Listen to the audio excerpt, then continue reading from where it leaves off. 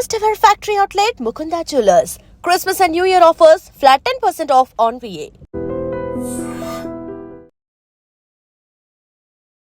నమస్తే, welcome to iDream media. నేను మీ రొద్దం శ్రీనివాస్. ఇవాల్టి మన స్పెషల్ గెస్టు ఎవరో కాదు, none other than social media viral star, political sensational star, fiery బ్రాండ్గా అతి కొద్ది కాలంలోనే రాజకీయాల్లో తనదంటూ ఒక బ్రాండ్ క్రియేట్ చేసుకున్న కొంపల్లి మాధవీలత గారు. ఆమె మనతో ఉన్నారు, మాట్లాడదాం మాధవీలత గారితో. నమస్కారం మాధవీలత గారు. నమస్కారం శ్రీనివాస్ గారు.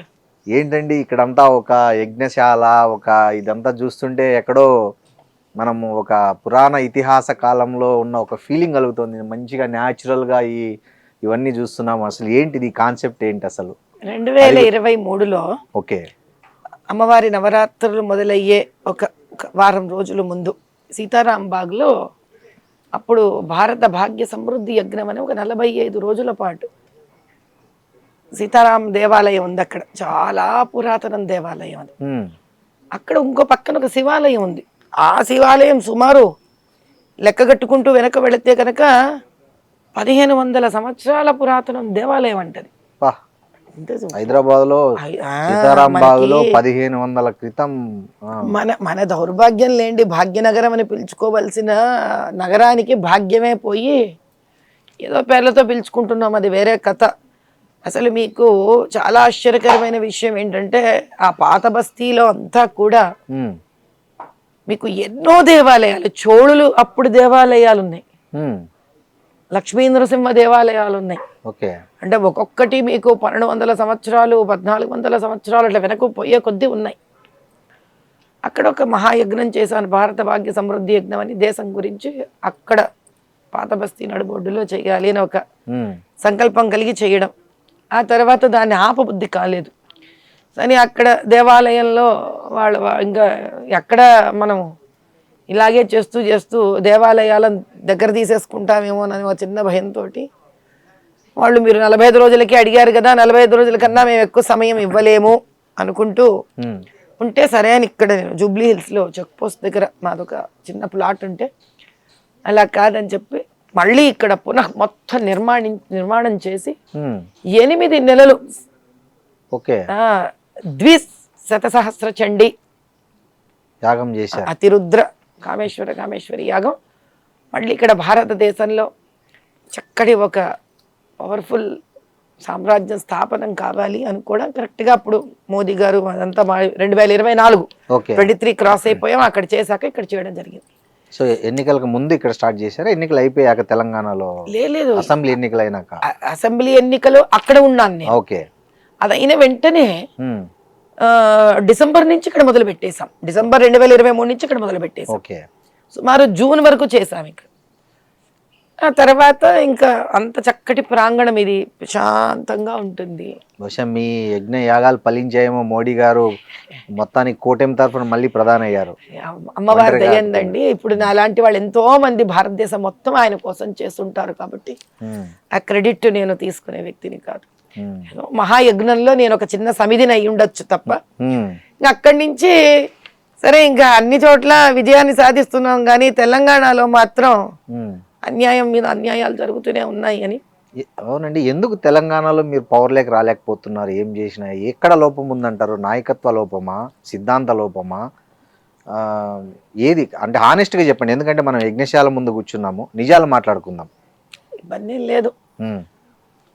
యజ్ఞశాల ముందు కూర్చొని ఎన్ని నిజాలు చెప్పగలమో అన్ని నిజాలే చెప్తాం. ఎందుకంటే శ్రీకృష్ణుడు కూడా అశ్వత్థామ కుంజర వాడాడు కాబట్టి నేను ఫస్ట్ కాదు, నేనే వేరే కాదు.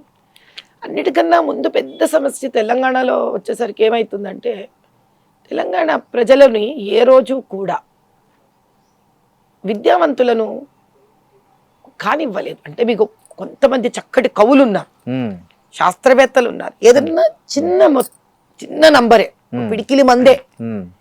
ఇంతసేపు పాప వీళ్ళ రియల్ ఎస్టేట్లు ఇలాంటివే తప్ప మనం బయట నుంచి అద్దెకు తెచ్చుకొని తెచ్చి పెడుతున్నాం కంపెనీలు తప్ప, ఈ భూమిలో ఎంతసేపు ఒకరి కోసం ఒకరి కింద పని చేయడం అనే తత్వాన్నే పెంచారు. అదే రజాకారులు. అర్థమవుతుందా నేను మీకు చెప్పింది? అర్థమైంది. సో ఇక్కడ భూమి చాలా కష్టపడిందండి. తెలంగాణ చాలా కష్టపడింది అసలు. ఎప్పుడు ఎట్లుండి ఎందుకు మీకు 1952, 53 కాలంలో నిజం మాట్లాడుకోవాలంటే కమ్యూనిస్టులు గెలిచారండి ఇక్కడ. అవును, అందరికీ తెలిసిన నిజం. అవును. ఎందుకు ఇవ్వలేదు వాళ్ళకి రాజ్య పరిపాలన? ఎవరు వాళ్ళు కమ్యూనిస్టులు అంటే? ఈ రోజు నక్సల్వాదులు కాదు వాళ్ళు. వాళ్ళు నిజంగా రైతుల కోసం, ప్రజల రైతుల కోసం, స్త్రీల కోసం, పిల్లల కోసం, విద్య కోసం, నిజాం వ్యతిరేకంగా నిలబడిన వాళ్ళు. నిజాం వ్యతిరేకతని, అటు బ్రిటిష్ వ్యతిరేకతని అవును విపరీతంగా ప్రాణాలకు తెగించి పోరాడిన గ్రామీణ శక్తులు వాళ్ళు. సమ్మక్క, సారక్క, కరెక్ట్, ఊరి పొలిమేరు పోచమ్మ, ఎల్లమ్మ, ఇలానే కమ్యూనిస్టులు కూడా. అవును, ఆ రోజు అవును, మనసుతో ఒప్పుకుంటాను వాళ్ళని. వాళ్ళు నాస్తికులు కాదు, వాళ్ళు అవును, అపర అమ్మవారి భక్తులు, వాళ్ళు శివయ్య భక్తులు వాళ్ళు. ఎలా? ఎందుకంటే వాళ్ళు దేవుణ్ణి వ్యతిరేకించిన వాళ్ళు కాదు. ప్రజలను కాపాడుకోవాలి, సభ్యతా సంస్కారాన్ని కాపాడుకోవాలి. ఈ బయట నుంచి వచ్చిన దొండగులు, ఈ మొగళ్ళు, ఈ నిజాములు, ఈ తెల్లదొరలు వీళ్ళని వ్యతిరేకించారు. వాళ్ళు దేశాన్ని వ్యతిరేకించలేదు. కరెక్ట్. వాళ్ళు ఆయుధాలు పట్టి వెళ్ళేటప్పుడు కూడా ఊరి పొలిమేర దేవత దగ్గర పూజ చేసుకొని వెళ్ళేవాళ్ళు. అర్థమైందా? బతుకమ్మ ఇవన్నీ కూడా, ఇవన్నీ కూడా ఆ ఇంటి స్త్రీలు ఎంతో మంది పూజలు, పునస్కారాలు, బతుకమ్మ, బోనాళ్ళు ఇవన్నీ చేసుకున్న వాళ్ళే. కానీ ఆ రోజు కమ్యూనిస్టులు ఇంత గెలిచిన తర్వాత కూడా వాళ్లకు ఈ తెలుగు సామ్రాజ్యాన్ని ఎవరు అప్పచెప్పలేదు? నెహ్రూ డిజాల్వ్ చేసి ఇక్కడ ప్రెసిడెంట్ రూల్ పెట్టాడు. అప్పటి నుంచే మొదలయ్యింది పాపం. ఎంత మీరు సర్దార్ వల్లభాయ్ పటేల్ గారు కృషించి కృషించి ఒక సింహంలాగా గర్జించి రజాకార్లను తరిమితే కూడా నెహ్రూ గారి గొప్పతనం ఏమిటి అని అంటే ఎదగనివ్వలేదు. నెహ్రూ గారు కాదు కదా, కమ్యూనిస్టులోనే చీలికొచ్చింది. ఒకరు అతివాదులు, మితవాదులుగా విడిపోయారు. గెలిచిన దానిని ఎవరు ప్రెసిడెంట్ రూల్ గా మార్చారు? అది మాట్లాడండి. ఓకే, నేను చాలా క్లియర్ గా ఉంటాను. చరిత్ర నేను అటు ఇటు తారుమారు చేసే వ్యక్తిని కాదు నేను. ఓకే, సో అందుకు నెహ్రూ ఫస్ట్ ఈ దేశంలో కమ్యూనిస్టులను, అసలు ఇక్కడ కమ్యూనిస్టులు ఎవరు, వాళ్ళ దృక్పథం ఏమిటి, వాళ్ళ ఉద్దేశం ఏమిటి, వాళ్ళ ఉద్దేశము తెలుగు ప్రజలందరికీ ఆమోదదాయకం అయితేనే కదా వాళ్ళని గెలిపించి. ఇప్పుడు కాంగ్రెస్ నిలబడింది అయ్యా ఒక పక్కన, ఇంకో పక్కన కమ్యూనిస్ట్ నిలబడింది. 1982-83 ఎలక్షన్స్ లో మరి కాంగ్రెస్ ఓడిపోయింది కదా. అవును, ఎందుకు ఓడిపోయావు మరి నువ్వు? అంటే ఇక్కడ వాళ్ళకు నువ్వు వద్దు. కాంగ్రెస్ ది సోషలిస్ట్ భావాలు, కమ్యూనిజం ఇక్కడ ఫైట్ చేసింది. ఏంటి సోషలిస్టు? అంబేద్కర్ గారిని ఓడించడం సోషలిస్టా? అంబేద్కర్ కూడా ఓడించాడా నెహ్రూ? 100%. మరి అంబేద్కర్ గారు నిలబడిన చోట మీకు చిన్న ఉదాహరణ ఇస్తా, చెప్పండి. ఇది వరకు కూడా చెప్పాను, మళ్ళీ చెప్తా. పివి నరసింహారావు గారు ఎలక్షన్స్ లో నిలబడుతున్నారు ప్రధానమంత్రిగా ఉన్నప్పుడు. ఒకసారి ఆయన ఎంపీ ఎలక్షన్స్ కి నిలబడ్డారు. సింపులా? ప్రధానమంత్రి పోస్ట్ కి నిలబడుతున్నాడు ఆయన ఎంపీ ఎలక్షన్ నంద్యాల నుంచి. అంబేద్కర్ గారు ఒక్కటే ఒక సీటుకి తాను ఒక్కడే నిలబడ్డాడు. అంటే తన పోటీతో గెలిచి హీరో చేయాలనుకున్నారేమో కదా. ఆయనకు ఎదురుగా నిలబెట్టించింది ఎవరిని? నెహ్రూ. ఆయన కింద ఫైళ్లు పట్టుకున్న కజురోల్కర్ చరిత్రలో ఉన్నాయంటారు మీరు. ఇది బ్యాలెట్ పేపర్లు కదా. సో అందుకేనా మోడీ గారు బ్యాలెట్ తీసేసి ఈవీఎంలు పెట్టింది దొంగ ఓట్లు అరికట్టడానికి? మోదీ గారి టైంలో కాదు, మామూలుగా. అంటే ఇట్లా మోదీ గారి కన్నా ముందే స్టార్ట్ అయింది ఈవీఎం. అంటే దాన్ని కంటిన్యూ చేస్తున్నారు కదా. ఎస్. సెకండ్ పాయింట్, అప్పటి వరకు నెహ్రూకి కమ్యూనిస్టులు అంటే పడదు. ఓకేనా? ఓకే. కేవలం అంబేద్కర్ గారిని ఓడించడానికి మాత్రమే కమ్యూనిస్ట్ పార్టీ ఆఫ్ ఇండియాతో చేయగలిపాడు దాంగేతో. ప్రూఫ్ ఏంటి? డాంగే విడిగా నిలబడ్డాడు, ఈయనకు ఆపోజిట్ గా. కాంగ్రెస్ నుంచి ఈయన అసిస్టెంట్ తీసుకొచ్చి ఈయన ఆపోజిట్ లో నిలబెట్టారు. న్యూస్ పేపర్లలో ఎలక్షన్స్ ముందు అంబేద్కర్ గారి గురించి తప్పుడు ప్రచారం వేస్తే అప్పట్లో ఒక ట్రిబ్యునల్ ఉండేది, మీకు ఎలక్షన్ కమిషన్ ట్రిబ్యునల్ ఉండేది. అది ఇండిపెండెంట్ బాడీ కాదు, కాంగ్రెస్ కిందే పనిచేసేది, రూలింగ్ పార్టీ హయాంలో పనిచేసేది. So they did not even bother to disqualify దాంగే. ఎందుకని? కాదండి, నెహ్రూకు అంబేద్కర్ మీద ఇంత వ్యతిరేకత ఉంటే అతన్ని రాజ్యాంగానికి దానికి ఎందుకు అధ్యక్షుని చేస్తాడు? ఆయన రాసిన రాజ్యాంగాన్ని ఎందుకు చేసుకుంటాడు? అతను ఎవడు కాదు ఆమోదించడానికి. అయితే మీరు చరిత్ర చదువుకొని రావాలి, అదే నెహ్రూ ఎవడండి ఆమోదించడానికి? ఆమోదించకపోవడం ప్రధాని ఇంట్రెస్ట్ లేకపోతే దానికన్నా ముందే రాజ్యాంగము ఆయన ప్రధాని అయ్యేదానికన్నా ముందు నుంచే ఒక కమిటీ తయారయ్యి ఆ కమిటీలో సభ్యులందరూ కలిసి దాంట్లో ప్రధాన పాత్ర వహించిన మన అంబేద్కర్ గారు కలిసి రచించడం జరిగింది. అతను నెహ్రూ ఇంటి విషయం కాదు, ఆయన ఇంటి పేపర్లు కాదు ఆయన డిసైడ్ చేయడం అనేది. ఆయన ఇంటి విషయం కాకపోవచ్చు కానీ ఆయన వ్యతిరేకత ఉంటే, వ్యతిరేకత చేస్తే అప్పుడు ప్రజలు లేస్తారండి కొట్టడానికి. సో అందుకే 1954-55 సంవత్సరాలలో అంటే అప్పటికి ఎంతకాలం అయిపోయింది మనకు వచ్చి? సుమారు 6-7 ఏళ్ళు అయిపోయింది మీకు. 47 అంటే అంతే. అప్పుడు నిలబడ్డాడు ఆయన ఎలక్షన్స్ కి. అంతవరకు ఆయన నిలబడలేదు పాపం. ఆయన నిలబడలేదు. చూసి చూసి చూసి విసుగొచ్చి ఆయన చెప్పింది ఏది వర్క్ చేయట్లేదు అని. ఆయన లేకుండానే, ఆయన ఒపీనియన్ వినకుండానే ఆయన రిజిగ్నేషన్ ఆమోదం జరిగింది. మీరు టెక్నికల్ గా చూస్తే చాలా చేశాడు ఆ నెహ్రూ. ఓకే, కాబట్టి ఇప్పుడు దాని గురించి మాట్లాడితే మనకు టాపిక్ ఇంకో దిశగా, చరిత్ర మీద ఒక రోజు మనం మాట్లాడుకోవచ్చు కావాలంటే. ఇప్పుడు వర్తమాన రాజకీయాల మీద కాబట్టి నేను అనేది ఆ రోజు నుంచి కూడా తెలంగాణలో భారతీయ జనతా పార్టీ ఎందుకు ఎదగలేకపోతుంది అదే చెప్తున్నాను. అప్పటి నుంచి ఒక నెహ్రూ కాంగ్రెస్ పరిపాలనలో స్వచ్ఛంగా ఉన్నది, స్వేచ్ఛగా ఉన్నది, అహింసావాదాన్ని తన వాళ్ళతో చెయ్యని ఒక చక్కటి దృక్పథంతో ఉన్న కమ్యూనిస్ట్ని చంపేశాడు. అక్కడి నుంచి తీవ్రవాదం మొదలైంది. ఓకే, అతివాదులు మితవాదులుగా విడిపోయారు. సో అక్కడి నుంచి మీకు ఏమైంది? కమ్యూనిస్ట్ నుంచి రకరకాల నక్సల్వాదం అని అట్టు మొదలైంది. దాన్ని తొక్కేయడమే ఆయన ప్రథమ బాధ్యత. ఎందుకు దేశమంతా అతనికి కాంగ్రెస్ కావడం ఒకటి, అతను వంశం వాళ్ళు పరిపాలించాలనేది రెండు. ఈ రెండు సరే. నెహ్రూ కరెక్ట్, అది కాదు మీరు వినాలి, దాన్ని తెలియాలంటే మరి ఓపిక ఉండాలి మీకు. పాయింట్ నెంబర్ 2, ఎందుకంటే ఇదే దాంగే who is a leader of Communist Party of India, correct గా 1957 ఎలక్షన్స్ అయిన తర్వాత కాంగ్రెస్ లోకి జంప్ అయ్యి he has become MP and he was minister there. Okay, ఈ కనెక్షన్స్ అన్ని చూసుకోవాలి మీరు.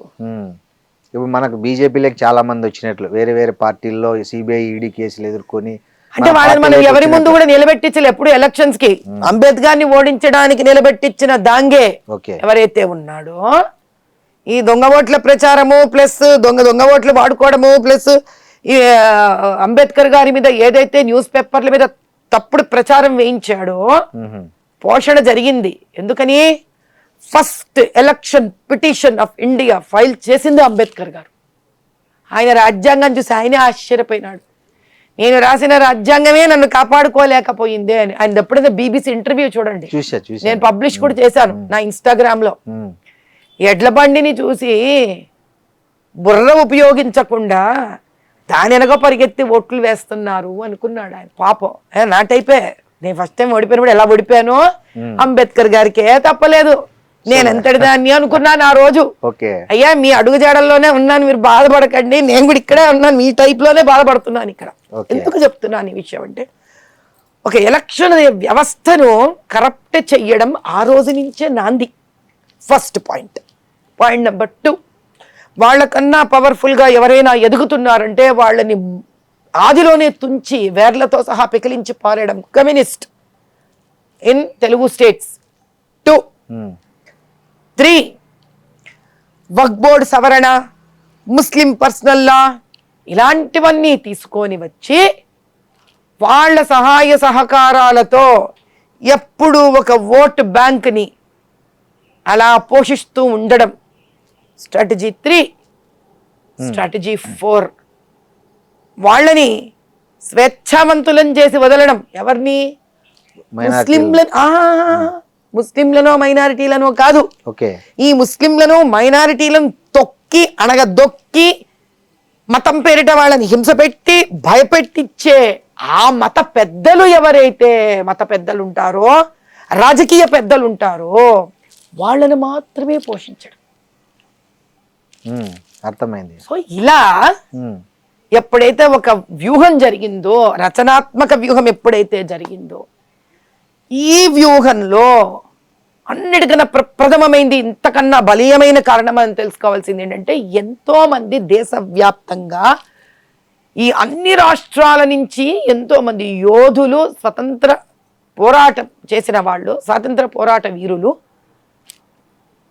దేశం స్వాతంత్రం వచ్చినప్పుడు ఉన్నారు. వీళ్ళ కూటమితో కలిసినదో వచ్చినదే Congress party. So Congress has local stand and stands in every state. అర్థమవుతుందని మీకు చెప్పింది. ఆంధ్ర తెలంగాణకు వచ్చారనుకోండి, సమైక్య ఆంధ్రాకి వచ్చారనుకోండి, టంగుటూరి ప్రకాశం పంతులు గారు, ఇక్కడ వాళ్ళు రకరకాల తెలంగాణ నుంచి ఐలమ్మ, ఇలా రకరకాల వేరే వేరే పోరాటం వాళ్ళందరూ వాళ్ళతో ఉన్నారు.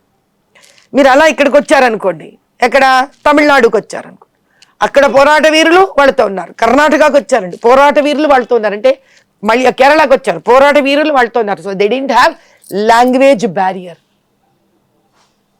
ఏ కాంగ్రెస్లో అయితే వాళ్ళు చేరిన తర్వాత అది పేట్రియాటిక్ నేషనలిస్టిక్ గ్రూప్ నుంచి పొలిటికల్ పార్టీగా కన్వర్ట్ అయ్యిందో, వాళ్ళ ఫస్ట్ అడ్వాంటేజ్ ఏంటి? అన్ని రాష్ట్రాల్లో వాళ్ళకి లోకల్ క్యాడర్ ఉంది. లోకల్ క్యాడర్ ఉంది. స్వతంత్ర పోరాటం క్యాడర్ మొత్తం షిఫ్ట్ అయ్యి పొలిటికల్ క్యాడర్ అయింది. కానీ బీజేపీకి అలా లేదుగా. మీకు నేననేది పూర్తి వినండి. ఇప్పుడు బీజేపీలో ఎవరైతే పెద్ద మనుషులు ఉన్నారో వాళ్ళందరూ హిందీ భాష మాట్లాడేవాళ్ళు. వాళ్ళు ఇక్కడ లోకల్ క్యాడర్ తెచ్చుకొని ఇక్కడ వ్యాపింపజేసి ఇక్కడ అవ్వడానికి ఇట్ టుక్ స్ట్రాటజికల్ టైం.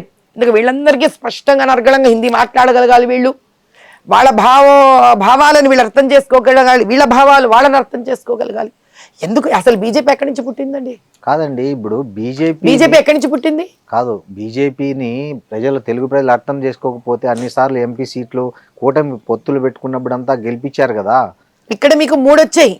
అంటే కాంగ్రెస్ ఈ రోజు దాకా వేసిన వలయం, ఈ వలయంలో తెలుగు రాష్ట్రాలు ఎలా ఇరుక్కున్నాయి, ఎస్పెషల్లీ తెలంగాణ ఎలా ఇరుక్కుంది. నైజాం సర్కార్లో మీకు ఆంధ్ర బెల్ట్ ఎక్కువ ఇరుక్కోలా. నైజాం సర్కార్లో మీకు తెలంగాణ, నార్త్ కర్ణాటక బార్డర్స్, మహారాష్ట్ర, దక్కన్ భూమి అంటారు దీన్ని. అవును, ఇది ఇరుక్కుంది బాగా. ఇక్కడ ఎవరి రాజ్యం ఉంది? కాదండి, ఇప్పుడు ఈ ఇక్కడ ఎవరి రాజ్యం ఉంది? కాంగ్రెస్ వాళ్ళ నిజాం రాజ్యం. నిజాం రాజ్యం నుంచి ఇది వెళుతూ వెళుతూ కాసిం రజవీకి చేతికి ఇస్తే, కాసిం రజవీ వెళుతూ వెళుతూ ఎవరి చేతికి ఇచ్చాడు? ఎంఐఎం చేతికి ఇచ్చాడు.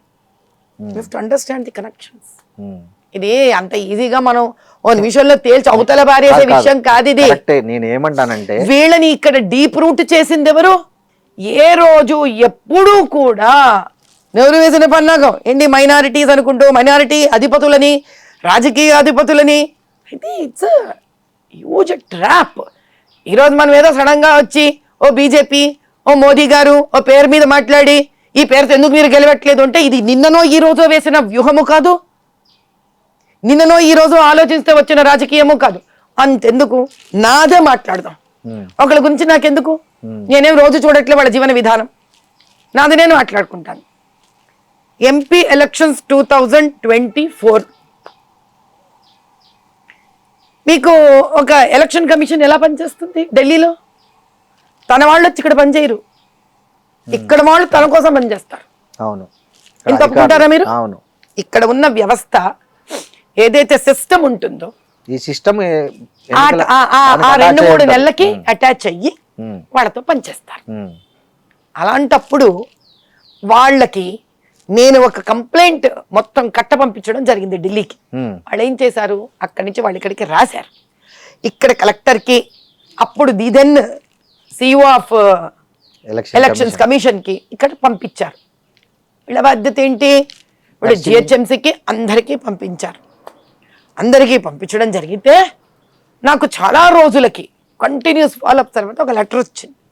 ఆ లెటర్లో ఏమని ఉందంటే, మేము వీళ్ళకి పంపించాము, మేము అన్ని తగు చర్యలు చేస్తున్నాము, కానీ జిహెచ్ఎంసీలో ఏదైతే కొన్ని ఇండ్ల నంబర్లు లేనివి మార్పిళ్ళు ఏవైతే జరిగాయో, మీరు లేని ఇండ్లు ఏవైతే ఉన్నాయి అని అంటున్నారు. మీ లెక్క ప్రకారం మీరు సుమారు 36,000 చిల్లర్ల ఇండ్లు ఇచ్చారు వీళ్ళవి. ఇప్పుడు మేము వీటిల్ని ముట్టుకోలేము, ముట్టుకోదలుచుకోలేదు అని ఇక్కడ స్టేట్ నుంచి నాకు ఆన్సర్ వచ్చింది. ఓకే, అంటే 36,000 మాత్రం పడిపోతాయి ఓట్లు, మీకు అవన్నీ ఏదో పడనట్టు. సరే, పెద్ద మనుషులు, మీకు బ్యూరోక్రసీ, మనం ఏది ఇస్తుందే విందాం, పంపించారు నాకు. Very good. సరే, నాకు అర్థమైంది ఇంకా వీళ్ళేం చేయదలుచుకోలేదని. ఆ తర్వాత ఓట్లు డిలీట్ చేశాము, దొంగ ఓట్లు తీసేశాము. ఈరోజు ఆ SIR వాల్యూ ఏంటో మీకు చెప్తా, ఓకేనా? ఇక్కడ వీళ్ళందరూ కలిసి ఆ రోజు మీరు తీస్తే పెద్ద మనుషుల పేర్లన్నీ ఉన్నాయి. ఇప్పుడు ఎందుకు ఆ బ్యూరోక్రాట్స్ పేర్లు నేను తీసుకున్నా ఒకటే, తీసుకోకపోయినా ఒకటి, దానికి విలువ లేదు ఈరోజు. ఇంకా మేము ఇన్ని ఓట్లు డిలీట్ చేశాము అన్నారు. మరి డిలీట్ చేసిన ఓట్లు నాకు ఇవ్వండి షీటు, ఏవి డిలీటెడ్ అయ్యాయి అంటే లాస్ట్ మినిట్ వరకు ఇవ్వలేదు. అంటే మమ్మల్ని ఒక చిన్న విండోలో పెట్టడానికి అవును ఇచ్చారు. ఇస్తే నేను చెక్ చేస్తే అన్ని ఎలిజిబుల్ లీగల్గా ఉన్న ఓట్లని డిలీట్ చేసి పారేసి, ఎవరైతే యాక్చువల్లీ డిలీట్ చేయాల్సిన ఓట్లు ఉన్నాయో అవి డిలీట్ అవ్వలేదు. ఎవరు బాధ్యులు దీనికి? ఎన్నికల కమిషనే బాధ్యులు. ఎవరంటే స్టేట్ లెవెల్లో ఉన్న ఎలక్షన్ కమిషన్ బాధ్యులు. సెంట్రల్ ఎలక్షన్ కమిషన్ కదా. మరి ఈ స్టేట్ లో పనిచేసే పెద్ద మనుషులు, బ్యూరోక్రాట్స్ 2 నెలల ముందు ఎక్కడ పనిచేశారు, 2 నెలల తర్వాత ఎక్కడ పనిచేశారు? బీఆర్ఎస్ లో చేశారు, కాంగ్రెస్ లో పనిచేస్తున్నారు, ఈ రోజు కాంగ్రెస్ లో పనిచేస్తున్నారు. ఫినిష్డ్. వాళ్ళు దేశానికి పనిచేయలా, వాళ్ళు ఎన్నికబడ్డ పవర్ లో ఉన్న పార్టీకి పనిచేశారు. మిమ్మల్ని ఇంకా ముందుకు వస్తాను, ఇంకా ప్రూఫ్ ఇస్తాను మీకు. Without proofs Madhavi Latha will never speak. Okay, ఆ రోజు నేను బురకా ఎత్తేసాను, గందరగోళం చేశాను. అసలు మామూలుగా మనం ఒక FIR వేయమంటే అసలు రోజుల తరబడి FIR అయ్యారు వీళ్ళు. 10 నిమిషాలు FIR పడింది నా మీద, బేగంపేట PS లో. పర్లా, వేసుకోండి. న్యాయాలు దైవాధీనం, దేవుడు ఏదో రోజు పరిష్కరిస్తాడు. ఒక్కడి ప్రూవ్ చేయలేకపోయినారు నా మీద. ఏ స్త్రీనైతే నేను ఎందుకో అక్కడికి వెళ్ళక ఒక అనుమానం వచ్చింది నాకు. స్త్రీనా పురుషుడానే కాదు, ఏంటో తేడాగా ఉంది. ఐడి ఈవిడ ఏదో గల్లంత అయితే ఉంది. ఎందుకంటే వాళ్ళు ఎవరు చెక్ చేయట్లేదు, పోలింగ్ బూత్ ఆఫీసర్ చెక్ చేయట్లేదు, పోలీసులు బురకా చూసి స్త్రీలు ఎవరు చూడకుండా వీళ్ళని పంపించట్లేదు.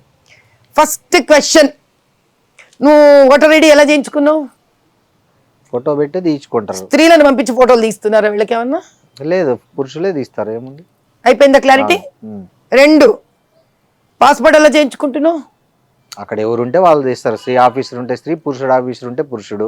3, ఇమిగ్రేషన్ ఆఫీసు. దుబాయ్ పో, అమెరికాకు పో, మిడిల్ ఈస్ట్ పో, ఏం చేస్తున్నావు? ఇమిగ్రేషన్ కి అటెండ్ అవుతారు. ఫేస్ రికగ్నిషన్ కెమెరాలు ఇస్తున్నావా? తంబు అన్ని తీసుకుంటారు కదా. అవును, నేనేమి రాజ్యాంగానికి విరుద్ధంగా అడగలేదు కదా మొహాలు చూపించాలని. మరి ఎందుకు మొహాలు చూడకుండా ఓట్లు వేయించడం జరిగింది? అప్పుడు ఎవరి పార్టీ నడుస్తుంది? పై నుంచి సెంట్రల్ ఎలక్షన్ కమిషన్ ఇక్కడ కానిస్టేబుల్ ఏం చేస్తున్నాడో వచ్చి చూస్తుందా? మీకు CISF వస్తుంది, రైల్వే పోలీస్ వస్తుంది. మీకు ఎవరికైనా తెలుసా వాళ్ళ పని ఏంటో? లోపల ఉన్న పోలీసు కానీ, లోపల ఉన్న ఎలక్షన్ ఇన్ఛార్జ్ ఆఫీసర్ కానీ, బూత్ ఇన్ఛార్జ్ కానీ మీరు లోపలికి రండి ఇక్కడ గొడవ జరుగుతుంది అంటేనే వీళ్ళు లోపలికి వస్తారు. అంతవరకు రారు. ఆ నేను ఎలక్షన్లోనే మొదటిసారి తెలుసుకున్నాను ఈ సంగతి. సో మీరు ఎన్ని ట్రక్కులు ఎన్ని వ్యాన్లు తెచ్చుకున్నా అక్కడ waste. Okay, by rule they only have to stand there. They have no right to enter into the polling booth without the instructions of polling officer. మీ ఓటమి ఓకే అక్కడ కాదు. ఏ కేసు అయితే నా మీద వేశారో ఆ కేసు, ఆ నంబరు ఎగ్జాక్ట్ గా GHMC ఇండ్లు లేవు అని నేను సబ్మిట్ చేసిన దాంట్లో ఈ నంబర్ ఉంది. ఏ నెంబరు? మీకు ఏ ఓటర్ ఐడి నంబర్ మీద నేను ఏదో బురకా ఎత్తేసానని కేసేసారే, అవును, ఆ ఓటర్ ఐడి నంబర్ చివరికి ఎక్కడ తేలింది అనుకున్నారు? నేను ఎతుక్కితే మీరు కేసేసిన నేను ఆ 36,000 ఇండ్లు మేము మార్చము అన్నారు కదా వీళ్ళు. They are non existing. ఇల్లు ఉండదు, ఇల్లు నంబర్ ఉండదు, ఏముండదు. ఇల్లు నంబర్ క్రియేట్ అయ్యి GHMC లో పేర్లు తయారైతాయి, అందులోని పేరు ఆవిడ. ఓహో, అంటే ఒక ఇల్లే లేని చోట ఇల్లు తయారు చేసి అభూత కల్పనలాగా ఏది బాణంలాగా బాణం లేని బాణం వేసి ఎఫ్ఐఆర్ కూడా వేసేసారు. అవును. కానీ లేని ఇల్లు తయారైన ఇంటికి జిహెచ్ఎంసీ నంబర్ వచ్చి వచ్చిన ఇంట్లో ప్రజలు వచ్చి ఓటర్లు వచ్చి ఆ ఓటర్ ఐడి వేస్తుంటే మీరు చూశాను. బురకా ఎత్తారని నా మీద కేసు వేశారే 295. ఆ కేసు అంటే చూడండి వాళ్ళు ఎంత ఒళ్ళు తెలియకుండా ఉందంటే ఇక్కడ వ్యవస్థ. అయ్యో దొంగ ఓటే, ఈ దొంగ ఓటు మీద కేసు వేస్తున్నామని కూడా లేకుండా అంత ఒళ్ళు తెలియకుండా ఎంఐఎం వాడు చెప్పడం వీళ్ళు వెయ్యడం అంటే ఇక్కడ ప్రజా వాక్కు కానీ ప్రజా హక్కు కానీ లేకుండా కాంగ్రెస్ ప్రభుత్వం కానీ టీఆర్ఎస్ కానీ తెలంగాణ ఎస్పెషలీ అంత బూత్ కబ్జాలు బూతులు అంతెందుకండి ఇన్ని మాటలు ఎందుకు మనకి. మన జూబ్లీస్లో రేవంత్ రెడ్డి గారు ఏమన్నారు, పాకిస్తాన్ మాది, మరి ఈయన తల్లిగారు ఊరో, మరి ఈయన అక్కడ పుట్టొచ్చాడో, అమ్మ పుట్టినింటికి వెళ్తే మళ్ళీ వాళ్ళు అమ్మ తల్లులు పుట్టినింటికి వెళ్తే మమ్మల్ని అక్కడ కని తెస్తారు కదా, అలా మళ్ళీ పాకిస్తాన్ హమారా హే. మీరు తెలియపోతే మళ్ళీ వేసుకోండి క్లిప్పు, ఊరు వాడ వెళ్ళింది ఆ క్లిప్పు, పెద్ద కొత్త కదా వింత కదా అది. మేమే ముస్లింసే మేము అని అన్నాడుగా. ముస్లింల ప్రయోజనాలు ప్రొటెక్ట్ చేస్తాం అన్నాడు. మేము కాంగ్రెస్ అంటే totally we are there only for Muslims. అదా రాజ్యాంగ పరంగా ఒక చీఫ్ మినిస్టర్ చెప్పాల్సిన మాట అదా. సో వీళ్ళందరూ మీ వాళ్ళు, మరి ఎందుకలా ఏడుస్తూ ఆ పసమంద ముస్లింలు ఎందుకు అంత భయంకరంగా దయనీయ స్థితిలో ఉన్నారు? ఆడపిల్లల్ని ఎందుకు దుబాయ్లకు పంపించేసుకుంటున్నారు? ఏ అభివృద్ధులు లేకుండా ఆ తలాప్ కట్ట ఎందుకు అలా ఏడ్చింది? బాలకారాగృహం నిండా ఎందుకు 76% ముస్లిం పిల్లలే ఉన్నారు? ప్రజల కోసం కూడా కాదు, పొలిటికల్ ఇస్లామిక్ వాళ్ళని బాగా తిని నువ్వు భుజం మీద చెయ్యేసుకొని పెంచితే వాళ్ళు దౌర్జన్యంగా వచ్చి కబ్జాలు చేసి బూత్ క్యాప్చరింగ్లు అడ్డాలు వేసి. అంటే ఈరోజు బీజేపీ ఇవన్నీ చెయ్యకుండా, నేను బీజేపీయే కదా, డూ ఐ రిప్రజెంట్ బీజేపీ? 100%. బూత్కి వెళ్ళాను, మరి నేను జరుగుతున్న అన్యాయాన్ని ఓపెన్ గా చూపించాను. రాత్రి 9ంటికి బూత్ క్యాప్చర్ అయితే వీడియో తీసి చూపించాను. అక్కడ పెద్ద మనిషి ఉన్నారు, సౌత్ డీసీపీ గారు, ఆ రోజులలో ఆవిడ నాతో ధమ్కి ఇచ్చింది. ఆవిడ నాకు, మీరు ఇక్కడి నుంచి వెళ్ళకపోతే మేమేం చేయలేము, ఎంఐఎం మాబ్ వచ్చి మిమ్మల్ని కొడుతుంది అని. అంతటి అద్భుతమైన తెలంగాణ రాష్ట్రంలో అన్నిటికీ తెగించిన నాకే వీళ్ళు ధమ్కీలు ఇవ్వగలిగితే, గెలవనివ్వకుండా బూత్ క్యాప్చర్లు చేసుకొని కాదు మరి సామాన్య ప్రజల పరిస్థితి ఏంటి? కాదండి, మరి గెలిచినారు కదా మీ పార్టీ నుంచే. అందుకే ఈసారి ఎస్ఐఆర్ ని గట్టిగా అవలంబిస్తారు. ఎందుకని ఇప్పుడు నేననేది మొన్న ఎలక్షన్ లోనే మీ పార్టీ నుంచి గెలిచారు కదా అంటున్నాను. ఎన్ని గెలిచామండి, ఎన్ని గెలిచాం? 8 అదో పెద్ద నంబరా. 17కు 17 గెలవాలి బీజేపీ. అంత ప్రేమ ఉంది ప్రజల్లో బీజేపీ మీద. అంటే మీకు జరిగిన కుట్రలు ఆ గెలిచిన వాళ్ళు ఎవరికి జరగలేదనా, లేకపోతే ఓడిపోయిన వాళ్ళందరూ మీలాగే కుట్రకు బలైన వాళ్ళనా? అంటే ఇప్పుడు చిన్న విషయం చెప్తాను మీకు. నవీన్ యాదవ్ ఉన్నాడు, ఆ మరదలు కేసేసింది, ప్రజలందరూ ఏడిచారు. వీడు గెలిపించగా వీడు క్యాండిడేట్ వస్తే ఒక పెద్ద ల్యాండ్ కబ్జాదారు, ఒక రౌడీ షీటరు, మా బతుకులు రోడ్డుకి ఎక్కుతాయి బాబు జూబ్లీ హిల్స్ లో, ఆల్రెడీ మామూలు ఇచ్చుకోలేక చచ్చిపోతున్నాము అని. ఇది జగమెరిగిన సత్యం. ఇది ఇలా పెద్ద మహాదేవులతో చెప్పడానికి ఏం లేదు ఇందులో. ఓ చిన్న జొన్న రొట్టె పెట్టుకొని అవ్వ కూడా మామూలు ఇవ్వాలి బాబు, జొన్న రొట్టె కాల్చుకోవాలండి. ఇక కూరగాయల బండి పళ్ళ బండి చెప్పుకొనే వద్దు. చాలా మంది ఆంధ్ర నుంచి వచ్చిన వలసదారులు 30-40 ఏళ్ల నుంచి వాళ్ళు ఉన్నారు. వాళ్ళు ఒక బోరింగ్ వేసుకోవాలన్నా వాళ్ళు మామూలు ఇచ్చుకోవాలి. అక్కడ కాంగ్రెస్ అంటే కాంగ్రెస్, టీఆర్ఎస్ అంటే టీఆర్ఎస్. ఆడుంటే వాడు ఒకడికి ఇచ్చి ఇంకొడికి పోతే అమ్మో అన్యాయం. అక్కడ సమానత్వం చాలా ఉంటుంది. బోరబండ స్కూల్కి వెళ్ళండి, ఆ పక్కన ఉన్న గవర్నమెంట్ స్కూల్కి వెళ్ళండి. ఆ తెలంగాణ పిల్లలు ఎస్సీలు పాపం ఎస్టీలు ఆర్థికంగా వెనుకబడ్డ వాళ్ళు ఏమున్నాయి ఆ స్కూళ్ళల్లో? పిల్లలు ఎప్పుడు గంజాయి జర్దాలు గుట్కాలు మందు కొట్టడం. పేరుకే జూబ్లీ హిల్స్ కానీ మొత్తం స్లమ్మే కదా, మురికివాడలు, పేదరికము. పేదరికం అంటే ఏమిటి? నో డెవలప్మెంట్ అంటే ఏంటి? వాళ్ళని చదువుకోనివ్వకుండా, నాగరికులుగా మారనివ్వకుండా, రాజకీయ స్వప్రయోజనాల కోసము వాళ్ళ బతుకులు బస్టాండ్లు చేస్తే, తల్లి తండ్రి కూలీ నాలీ చేసుకొని ఆ స్కూళ్ళకు ఫీజులు కట్టుకోవడం, పుస్తకాలు ఇస్తే 7వ తరగతి నుంచి డ్రాప్ అవుట్, 8వ తరగతి నుంచి డ్రాప్ అవుట్. వీళ్ళందరూ పోయి ఈ కబ్జాదారులు ఈ గూండాలు వెనక పిల్లలు తిరుగుతూ ఉంటారు. అంటే మన నవీన్ యాదవ్ కూడా దొంగ ఓట్లతో గెలిచాడంటారా? ఎందుకు దానికి పెద్ద విచిత్రం ఏముంది? అజరుద్దీన్కి మైనారిటీ మినిస్టర్ డిక్లేర్ చేశాడు. ఎలా చేస్తారు అంటే నీకు మైనారిటీ కావాలి, మరి ఎస్సీ ఎస్టీ బీసీలు ఏమవ్వాలి? ఈ బీసీ నినాదం ఏంటి పక్క నుంచి? మరి క్యాండిడేట్ బీసీ కదా, అయితే సరిపోయిందా? క్యాండిడేట్ బీసీ అయ్యి మేము ముస్లింలకు, పాప ముస్లిం అనకూడదు అంటే పాప సార్ వాళ్ళు ఏదో అన్నట్టుగా భావన ఉంటుంది నాకు. ఎంఐఎంకి ఒక బొందలగడ్డ కట్టిస్తా, ఎంఐఎం నవీన్ యాదవ్ ఎంఐఎం నుంచి వచ్చాడుగా, అంతకుముందు పోటీ ఇంకా కాంగ్రెస్ ఎవరు లేరా? కాంగ్రెస్ ఇంకెవరు లేరా? చాలా మంది పోటీ పడ్డారు. కాంగ్రెస్ నుంచి ఎంతమంది రిక్వెస్ట్ చేశారు కదా, అయ్యా మాకు టికెట్ ఇయ్యని. పీజేఆర్ కొడుకున్నాడు, అంజన్ కుమార్ యాదవ్, పెద్ద వాళ్ళు ఉన్నారు, ఏ మాట కామాటికి మంచి రాజకీయ బ్యాక్గ్రౌండ్ పెట్టుకున్న వాళ్ళు ఉన్నారు. మీరు మాకు వాళ్ళకి ఎందుకు ఇవ్వలే? వద్దు, మాకు ఎంఐఎం కావాలి. ఎందుకో 100 మంది గుండాలను సప్లై చేస్తుంది, అది బూత్ క్యాప్చర్లు చేస్తుంది, కబ్జాలు కొడుతుంది, రిగ్గింగులు కొడుతుంది, అయిపోయింది. ఎంతసేపు ఇదే ధోరణి. ఫత్వాలేంటి? ఫత్వాలేంటి మరి? అసలు ఫత్వాకి రాజ్యాంగానికి ఎలక్షన్కి కనెక్షన్ ఎట్లా ఉంది? వాళ్ళు ఫత్వా జారీ చేస్తారు, యాంటీ కాన్స్టిట్యూషనల్ కాదా ఇది? How are you allowing? Religion ఎందుకు వస్తోంది ఇక్కడికి? మతానికి రాజ్యాంగానికి ఏంటి సంబంధం? మతానికి ఎలక్షన్కి ఏంటి సంబంధం? ఇప్పుడు దేశంలో అదే కదా జరుగుతున్నది. ఒక వ్యక్తి ఫత్వా తీయడం అంటే ఏంటి? మేము ఏ రోజు ఎవరికి చెప్పలేదే హిందూకి నువ్వు కాంగ్రెస్కి ఓటేయకని చెప్పలేదే హిందూకి వెళ్ళి. ఏ మఠాధీశుడి నుంచో అయోధ్య నుంచో మేము లెటర్లు తీసుకొని రావట్లేదే, శాసనాలు ప్రింట్ చేసుకొని రావట్లేదే. మీరు మధ్యలో కూర్చొని శాసనాలు ప్రింట్ చేసి ఫత్వాలు బయట తీస్తారు మీరు. అంటే ప్రజలు ఎక్కడో మతం అనే పేరుతో భయపెట్టిస్తున్నారా లేదా? గౌలిగూడ చమన్ దగ్గర రోడ్డు వైడనింగ్లో సుమారు 20 ముస్లింలు ఇండ్లు ఉన్నాయి. మీకు మేము కాంపన్సేషన్ ఇస్తామన్నారు, వాళ్ళు పాపం భయపడి మొత్తానికి ఇచ్చారు. చివరికి ఇది వక్ఫ్ ల్యాండ్ మీకు ఇయ్యక్కర్లేదని చెప్పారు. గట్టిగా పోరాడి 2 ఇచ్చారు. మీద 18 మంది ఈరోజు ఏడుస్తూ కొట్లాడుతూనే ఉన్నారు దానికోసం సైలెంట్గా. ఎందుకు బయటికి రాలేరు? భయం. ఇది కాంగ్రెస్ పరిపాలన.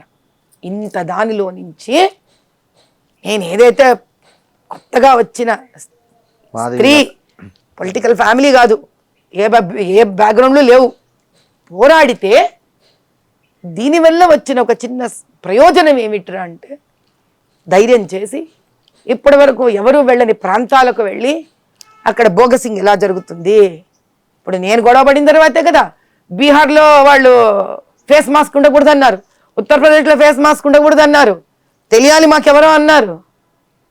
అంటే ఒక ఆలోచన మారింది. మొన్నసారి ఎలక్షన్ కమిషన్ నమ్మింది వీళ్ళని, ఈసారి ఏం చేస్తుంది? ఈసారి నమ్మదలుచుకోలేదు. అందుకే ఎన్ని ఓట్లు డిలీట్ అయినాయి తమిళనాడులో, ఇప్పుడు వస్తుంది తెలంగాణకి కూడా. ఇంతకాలం ఎలక్షన్ కమిషన్ ఏం చేసింది? నమ్మింది. సార్ ఇంప్లిమెంట్ అయినాక తెలంగాణలో బీజేపీ గెలుస్తుంది అంటారు. 2029 100% బీజేపీ ప్రభుత్వం ఇక్కడ ఫామ్ అవుతుంది. 100% ఎంపీ గెలుస్తుందా? అవన్నీ నాకు అనవసరం. నాకు తెలంగాణలో ఈ దుర్మార్గ దౌర్జన్య దుష్ట లంచగొండి రాజకీయ పార్టీలు వెళ్ళిపోతే మోదీ గారి ఆధ్వర్యంలో తెలంగాణ సుభిక్షంగా ఉంటే చాలు. నాకు టికెట్ ఇచ్చినా పర్లేదు, నాకు టికెట్ ఇవ్వకున్నా పర్లేదు. అంటే ఏంటి అప్పుడే విత్డ్రా అయిపోతున్నారు పాలిటిక్స్ నుంచి? ఇచ్చినా పర్వాలేదు, ఇవ్వకున్నా పర్వాలేదు అంటే దాన్ని విత్డ్రా అన్నారు నాయన. వ్యామోహం లేకపోవడం అంటారు. అట్లా కాదండి, మీరు ఫైటరు ఫైట్ చేశారు, మీరు ఆ ఫలితం సాధించే వరకు ఎందుకు ఫైట్ చేయకుండా మధ్యలో ఆపేస్తున్నారు? మీరు అదే చెప్తున్నాను, మీకు భాష అర్థం కావట్లేదు శ్రీనివాస్ గారు. నా స్టేట్మెంట్ మళ్ళీ వినండి. నేను ఇచ్చినా లేదు, మీరు ఏమనాలంటే నేను ఇయ్యాలి, నేను రావాలి, నా మేనమామ సొత్త పార్టీ నాదా బలి చెప్తారు మీరు. పార్టీ అధిష్టానం నిర్ణయిస్తుంది. మీకంటే బలమైన అభ్యర్థి వాళ్ళు నిర్ణయించుకోవాలి, నేను కాదు. నా పని ఒక తెలంగాణ పౌరురాలిగా తెలంగాణలో స్వచ్ఛమైన రాజకీయాలు రావడం కోసం పోరాడడం నా పని. అంతే. గెలవడం గెలవకపోవడం, పోటీ చేయడం చేయకపోవడం కాదు. గెలవడమో గెలవకపోవడమో అనేది పోటీ చేస్తే వస్తుంది. ఇప్పుడు పోటీ చేయడం చేయకపోవడమో టికెట్ ఇస్తే వస్తుంది. కాబట్టి నాకు టికెట్ ఇవ్వాలి అని శాసించే హక్కు నాకు లేదు. శాసించమనట్లే. టికెట్ ఇచ్చారు. ఇప్పుడు మొన్న జూబ్లీస్ అడిగాను, వాళ్ళ నిర్ణయం అది. అలాని జూబ్లీస్ మంచి కోరుకోవడం మానేస్తానా? మానను. నిజంగా మీకు జూబ్లీస్ టికెట్ వచ్చింటే మొన్న పరిస్థితి ఎలా ఉండేది? అది ప్రజలు చూపించుండేవాళ్ళు మీకు. నేను చెప్పక కాదండి, మీ ఫైట్ అంటే మాధవిలత ఎట్లా ఫైట్ చేస్తుందో అందరికీ తెలుసు, ఐ డ్రీమ్ తో సహా తెలుసు. మాధవిలత తన గురించి తను మాట్లాడుకోవడం ఎందుకు? సో మొన్న అసలు థర్డ్ ప్లేస్ వచ్చారు, ఎట్లా అనిపించింది జూబ్లీస్ లో? చాలా బాధ వేసింది. ఎందుకు అలా థర్డ్ ప్లేస్ లో ఉండిపోవాల్సి వచ్చింది బీజేపీ అంతా? అది మీరు ఆ ఏరియాలో నిలబడ్డనవి మన లంకల్ దీపక్ రెడ్డి గారిని తద్వారా వారి పెద్దవాళ్ళని అడగాలి, కానీ నన్ను అడగకూడదు. నన్ను నా గురించే అడగాలి ఎప్పుడు కూడా. ఒకరి గురించి నేను మాట్లాడాను. Okay, I never talk about others. That's my principle. సరే, మాధవీలత గారు ఈ మధ్య ఒక కాంట్రవర్సీ ఏంటంటే, నటుడు శివాజీ ఉమెన్ వేసుకునే దుస్తులు మీద ఒక కాంట్రవర్షియల్ స్టేట్మెంట్ చేశాడు. మీ దృష్టికి నాకు తెలియదండి, నాకు రాలేదండి నిజంగా. ఆయన ఏమన్నాడంటే, నిండుగా వేసుకోవాలమ్మా హీరోయిన్లు, అలా వేసుకోకుండా సామాన్లు కనిపించేలాగా పోతే మొన్న నిధి అగర్వాల్ మీద ఏదైతే అట్లా జనం మోక దాడి జరిగిందో అలాంటివి వస్తాయి. అసలు ఈవెన్ మీకు పైకి మంచిగా మాట్లాడే వాళ్ళు కూడా లోపల మాత్రం తిట్టుకుంటారు, దరిద్రపు ముండా ఇట్లా బట్టలు వేసుకుంది అని అనుకుంటారు. మంచిగా నిండుగా వేసుకోండి, చూసే గౌరవం ఉంటుంది, నిండుదనం కప్పుకుంటేనే ఎక్కువ గౌరవం వస్తుంది అని ఒక ఆడియో రిలీజ్ ఫంక్షన్లో చేశాడు. సో దాని మీద నటి అనసూయ తీవ్రంగా స్పందించారు. ఆమె ఏమన్నారంటే, స్త్రీలు ఏం వేసుకోవాలో కూడా మీరు చెప్పాల్సిన అవసరం లేదు, స్త్రీలకు ఏది ఇష్టమైతే అది వేసుకుంటారు, మీరు అవన్నీ మీరు గీతలు గీసేయద్దండి ఇప్పటికి కూడా 21వ శతాబ్దంలో. సో మీరు మీకు నిజంగా స్త్రీల పట్ల కన్సర్న్ ఉంటే, అరే ఆ అమ్మాయిని ఎందుకు అలా మూకదాడి చేశారో, అమ్మాయిలు మీ అక్క చెల్లి మీ అమ్మ చూడలేదా మీరు అని అట్లా చెప్పండి, కానీ మగవాళ్ళకి గీయండి హద్దులు, ఆడవాళ్ళకి కాదు అన్నారు. దీనిపైన మాధవీలత గారి స్టేట్మెంట్ ఏంటి? నేను ఒక విషయం చెప్తాను. ఇది అనసూయ గారికి సంబంధించింది కాదు, అమ్మాయి హీరోయిన్కి సంబంధించింది కాదు, శివాజీ గారికి సంబంధించింది కాదు. ఏమైందంటేనండి, అసలు ఒకప్పుడు కనుక మీరు ఒక 2000 సంవత్సరాల వెనక్కి వెళ్ళిపోతే భారతదేశంలో స్త్రీ చాలా స్వేచ్ఛగానే వస్త్రధారణ వేసుకునేది. అందుకే మీరు ఇప్పుడు కూడా మనం దేవీ దేవతల విగ్రహాలు చూస్తే, మన రవివర్మ గారి ఆర్ట్ చూస్తే ఒక సింగిల్ వస్త్రం ఉంటది, చాలా చాలా సెక్సీగా తయారయ్యేవారు స్త్రీలు. ఆ స్వేచ్ఛ వల్లనే అంటే ఆవిడకి ఎలా కావాలో అలా శృంగారం చేసుకునేది స్త్రీ. ఎన్నైనా ఆ స్వేచ్ఛ వల్ల ఆవిడంత స్వేచ్ఛగా ఆలోచించగలుగుతూ ఉండేది. అంటే దీనివల్ల అది వస్తుందా అంటే అలా ఉంటుందా ఉండదా అని కదా. Freedom is freedom end of the day. ఎన్నైనా కరెక్ట్. నగలు వేసుకునేది, ఆ చక్కటి నడుము వంపులతోటే చక్కగా చీర కట్టేది. చీర అంటే ఇప్పుడు చీర కాదు, యాక్చువల్లీ గోచి తీసి కట్టేది. అంటే మీకు ఆ నడుమంతా కాళ్ళతో సహా ఒక చక్కటి శిల్పంలాగా ఉండేది. కానీ మన దురదృష్టం, ఆవిడ చాలా తెలివైంది. ఆవిడ స్త్రీ, భారతదేశం స్త్రీ విపరీతమైన తెలివి. ఎందుకంటే ఆవిడ ఎవరు అణగ తొక్కలే ఏ పురుషుడు.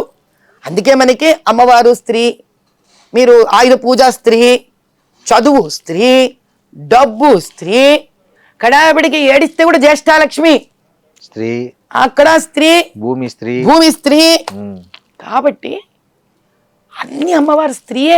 మనకి ఏది మన జీవితంలో ఉండే లాభ నష్ట సుఖ దుఃఖం అందరూ స్త్రీలే మనకి.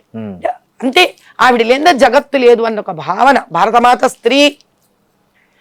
మగవాడు మాత్రం ఆవిడ పంచన ఆవిడ నీడన ఉండి తన పని తాను చేసుకుంటూ స్త్రీకి సహాయంగా ఉంటూ సహకారంగా ఉంటూ ఒక నాణానికి 2 వైపుల్లాగా రాణించాం మనం. అందుకే భారతదేశాన్ని గోల్డెన్ బర్డ్ ఆ స్థాయికి ఎదిగిపోయాం. దీని మీద ప్రపంచానికంతా దృష్టి పడేంత ఎత్తుకు ఎదిగిపోయాం. ఇక్కడ ఒక రాత భారతదేశానికి. ఎందుకంటే ఇది స్త్రీ పురుషులు ఇద్దరూ తెలుసుకోవాల్సిన విషయం. ఇలా మేమే కొట్లాడుకున్నాం అనుకో, ఎక్కడికి దారితీస్తుంది ఆయన, ఇది ఎక్కడికి పోదు. ఈ విదేశీ ఆక్రమణలలో వాళ్ళు మీరు స్పానిష్లు అనండి, పోర్చుగీస్ అనండి, పర్షియన్స్ అనండి, మొఘల్స్ అనండి, ఎవడనండి, బ్రిటిషర్స్ అనండి, రాగానే వాడి కన్ను ముందు మన డబ్బు మీదో భూమి మీదో పడలే, మన స్త్రీ మీద పడింది. ఎందుకని? వాళ్ళ దేశాలలో ఈ వెధవలందరూ ఇప్పుడు ఆ శివాజీ గారు వాడిన దద్రభూతులంతా వాళ్ళకి చెందాలి, నేను అనలేను కాబట్టి అటు పంపించండి. బైబిల్లో రాసింది మీకు అన్నిట్లో తల నుంచి కాళ్ళ వరకు బంధించేసి వాళ్ళని ఇలా అడగదొక్కి చంపేసి స్వేచ్ఛగా మన స్త్రీ మీద కన్ను పడింది. 1 సంవత్సరమా, 2 ఏళ్ళ, 3 ఏళ్ళ, ఈ 100 సంవత్సరాలు ఈ స్త్రీని హింస పెట్టి నలిపి పారేశారు. ఈ ప్రయాణంలో భారతదేశంలో ఉన్న మగవాడు ఎవరు? ఆ తండ్రి, అన్న, ఓ భర్త, ఓ అన్న, ఓ తమ్ముడు, ఒక కొడుకు. ఇన్నేళ్లలో వీళ్ళకి ఎక్కడో తెలియని భయం, కాపాడుకోలేమన్న పిరికితనం, బాధ, అంతే ప్రేమ. ఈరోజు 21వ శతాబ్దం వల్ల మనం గొప్పవాళ్ళమో, స్వేచ్ఛగా బట్టలు వేసుకోవాలో కాదు శ్రీనివాస్ గారు. 2000 సంవత్సరాల క్రితమే మనం స్వేచ్ఛా జీవులమండి. అత్యాధునికత మనకి. అవును. ఈరోజు ఇంకా ఒక దాస్య శృంఖలాలలో బతుకుతున్నాం మనం. ఎంతసేపు బెంగ. ఆడపిల్ల ఇంటి నుంచి వెళితే ఇంటికి వస్తుందా రాదా, వస్తుందా రాదా, వస్తుందా రాదా. ఆ బెంగలో పడి ఎలా మాట్లాడుతున్నానో తెలియక మాట్లాడారు శివాజీ గారు. అనసూయ గారు ఎవరు? ఇంతటి స్వేచ్ఛ స్త్రీ, భారతదేశ స్త్రీ, పరాశక్తి. అనసూయ గారిని ఎలా చూడాలి ఇప్పుడు మనం? పరాశక్తి అంటే 2000 సంవత్సరాల క్రితమే DNA RNAలో స్వేచ్ఛ, శక్తి, యుద్ధం, వంట, ఫైనాన్స్ మేనేజ్మెంట్, ఆంటర్ప్రెన్యూర్షిప్, మీరు ఏది అడిగితే అది ఉన్న స్త్రీ. ఎక్కడ పోతుందా DNA? ఈ 2000 సంవత్సరాలుగా మనం అణగదొక్కిపడ్డాం స్త్రీలు. ఎందుకని? ఈ విధవల నుంచి కాపాడుకోవడానికి. కాబట్టి వీళ్ళు వాళ్ళని తిట్టుకొని ప్రయోజనం లేదు, వీళ్ళు వాళ్ళని తిట్టుకొని ప్రయోజనం లేదు. ఈ రోజు మనం చేయవలసింది ఏంటి కర్తవ్యం అంటే, ఆవిడ నుంచి ఒక పాయింట్ తీసుకోవాలి. ఏమని? మీకు అక్కలు చెల్లెళ్ళు లేరా? ఆహా, ఇదని వేస్ట్. అక్కలు చెల్లెళ్ళు ఉన్నారు ఏమిటి బాధలు వీళ్ళకి. ఇప్పుడు మనం సైకాలజీ అర్థం చేసుకోవాలి. మన దగ్గర ఉన్న ఇండ్లల్లో మగవాళ్ళందరికీ తల్లి కూర్చోబెట్టి, నాన్న తల్లే కదా మరి చెప్పాలి. ఇప్పుడు మగవాడు నీకు అక్క చెల్లెలు లేరా అంటే, ఆ మగవాడు ఇంకో మగవాడికి ఏం చెప్పుకుంటాడు? చెప్పలేడు. మళ్ళీ బాధ్యత స్త్రీదే. తల్లి కూర్చోబెట్టి, నాన్న ఒకప్పుడు భారతదేశం ఇలా ఉండేదిరా, స్త్రీ స్వేచ్ఛాజీవిరా, ఆవిడలోని మాతృత్వాన్ని చూడాలిరా నువ్వు, సామాన్లు సరుకులు అనకూడదు నాన్న. అక్కడి నుంచేరా తల్లి నీకు పాలు ఇచ్చి పెంచి పెద్దదాన్ని చేస్తుంది తండ్రి. కాబట్టి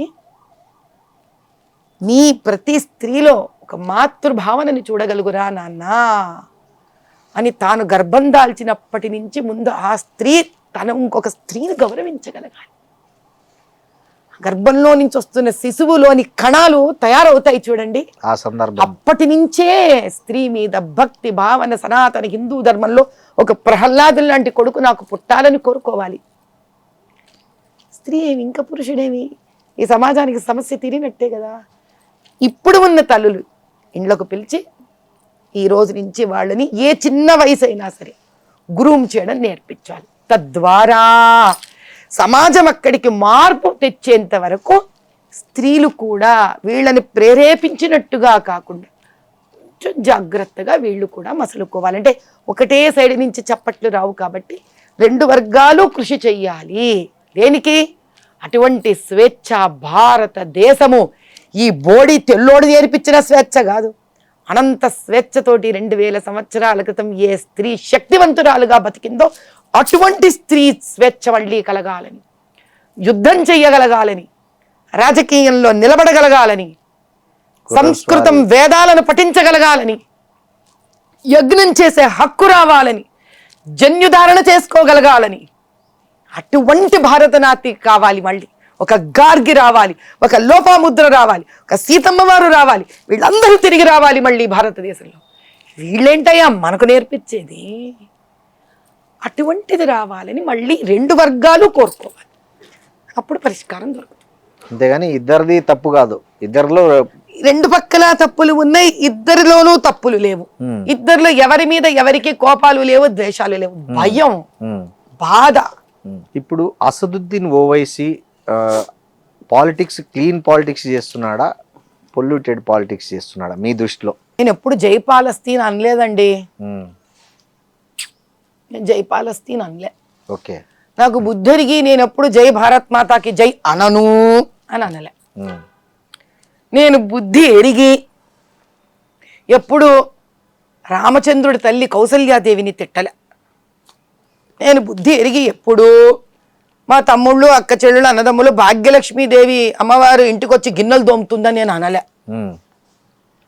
నేను బుద్ధి ఎరిగి ఏ రోజు హిజాబ్ వేసుకోకపోతే నువ్వు స్త్రీవే కాదు, ఉత్తరప్రదేశ్లో మగవాడు పెళ్ళాన్ని ఇద్దరు చిన్న ఆడబిడ్డల్ని ఇద్దరిని ఒక ముస్లిం హిజాబ్ వేసుకోలేని చంపేసినా కూడా మాట్లాడకుండా ఉంటాను.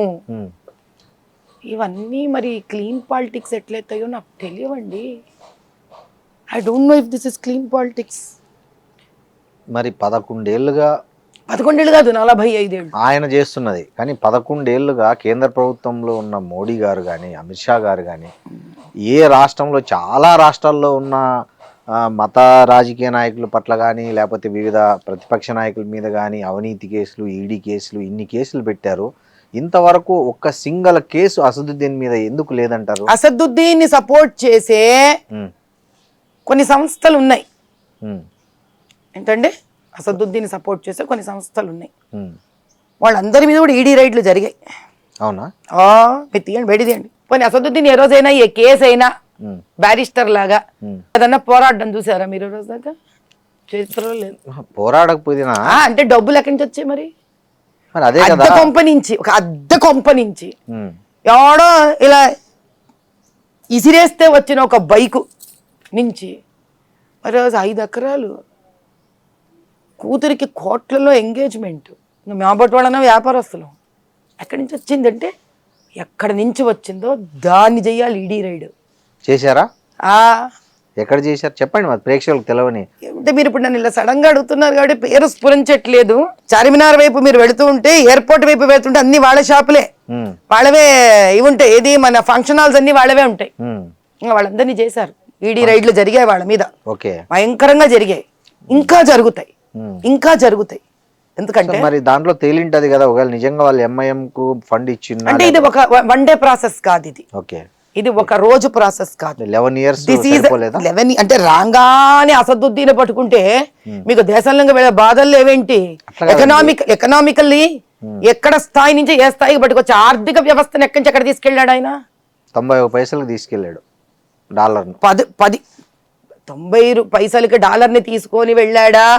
90 రూపాయలకి డాలర్ని తీసుకొని వెళ్ళాడా అనేది కనుక మీరు మాట్లాడదలుచుకుంటే 10వ స్థానంలో ఆర్థికంగా ఉన్న దగ్గర నుంచి కూడా ఆయన 5వ స్థాయికి కూడా తీసుకొని వెళ్ళాడు.